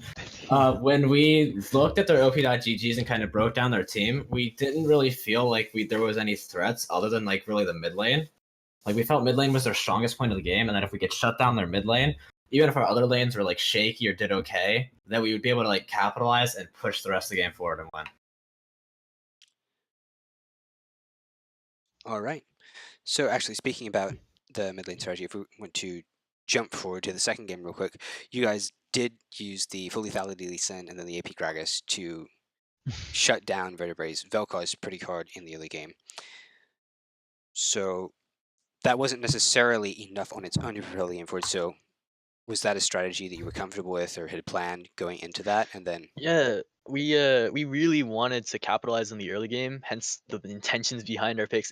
I in all honesty, it really wasn't troll. We were intending to capitalize on the early game as much as possible. So that's why we chose like a bunch of early game champions, capitalize on the early game, but we stalled for it way too long, and they just got the team composition to like completely wipe us out in that last few team fights. So that's what happens. Yeah, to like preface the picks real quick, all those picks that you saw in that second game that like people are saying were troll are champions that we have ourselves played and ranked in those positions. So like it's not like we were completely blind going. Like I used to play a lot of new top lane, as stupid as it is, and But into maybe into Ornn. I haven't played it yet this season, but into Ornn, yeah, It's picking Ornn. it into Ornn was questionable. Very. Sometimes that you one just was gotta feel questionable. bad for the new mains out there. He struggles. Buffs on the PBE. Yeah, thank God. That's true. He is Yeah, pretty. there's still hope. More than with Volibear. Honestly, the Nunu ended up working better than I should have, in my opinion. But That's true. The Ornn also waited to get the ice, or didn't even get the Yeah. ice when he went for the Frozen Heart for the I think he built CDR a cap little. as well. It wasn't bad. I But thought early game I had like a lead on him, but the second that he was able to pick up just like a little bit of damage, I just could not contest him. yeah. Yeah, all right. So once they were able to tie the series up 1-1 with that team fight oriented comp and victory, what did you guys do to adjust in the third draft? We pretty much kind of decided that we were going to pull a comp that was actually going to work, and we kind of knew what champions to expect a little bit. Like we figured they were gonna ban out Ornn, and that they would probably take a tank top. So we countered that with picking the Fiora, and pretty much whatever jungler they weren't gonna ban, we were gonna pick up. So like if they didn't ban Rengar or Kayn, we would have just picked up the Kayn. But because they left the Warwick open, we were able to pick up the Warwick, and then because our mid is just like he just plays a lot of Orianna, and we figured that like if he plays Orianna, there's really no, especially with the mid laners we banned, there's really no lanes that can go really well into him. That we figured that we could kind of just like take the game over with that. Certainly ended up working, especially once you had the teleport advantage, given the Corki went for exhaust and were able to rotate that top side, get an unfortunate first blood, etc., etc. Anyway, yeah, good use of map pressure, particularly in the third one, and it looked like you guys felt much more confident closing that out than at the end of the first game, where it took a little bit longer. RC, anything that you wanted to say? I can understand why the Warwick was consistently banned because it was clean as hell. Yeah, if you watch any of our other Compete League games, he literally has played like Ezreal jungle, Phoenix League, sorry. He literally plays like Ezreal and Warwick, but yeah, I don't know why people don't ban Warwick more often. Ezreal jungle was fun, man. Yeah. After watching it, I probably would have banned the Warwick over like Rengar or something. I also think he has a I don't Morgana remember jungle playing game in there. Yeah, I don't think he currently plays Warwick anymore. So Or Rengar. yeah, Rengar. He doesn't play Rengar anymore. So like It's still a pocket pick. Yeah. tips it's to still any banned, but- tip to any team, he's not a clean Rengar player. I don't It could be even a know bait. that. It could be a bait. Hey, if it draws bans, even if you don't intend on playing it, then that's Yep. still an advantage to you in draft, so Yeah, it's Yeah, nice. by all It means. was like double me and bans. Aurelia. all right. Well played tonight. Fun series to cast, so thank all of you. Congratulations. Thank you. Thank you. All right. GG. And for everybody else watching the stream, that's going to be the end of this series. We have a couple more coming up this week. Let me check the schedule real quick. Next one is on Sunday. No, those are out of order. No, Next no, one is no. tomorrow. Yeah. Sorry, they're listed out of order on the roster thing. Yes. Scratch that. Next game is tomorrow at 8 p.m. EST, followed by a pair of games on Saturday, one at 7 p.m. and another at 10 p.m. again, EST. So be sure to tune in for that and more action. You'll see some different casters on those, but some of them also happen to play on our team. So shout out. Aru! Aroo. All right. So on that glorious note from the Horn of the Forge God, we will leave all of you tonight. Again, GG to Cutie Gang for taking down Vertebrae 2-1, and we'll see you on the Rift. Good night.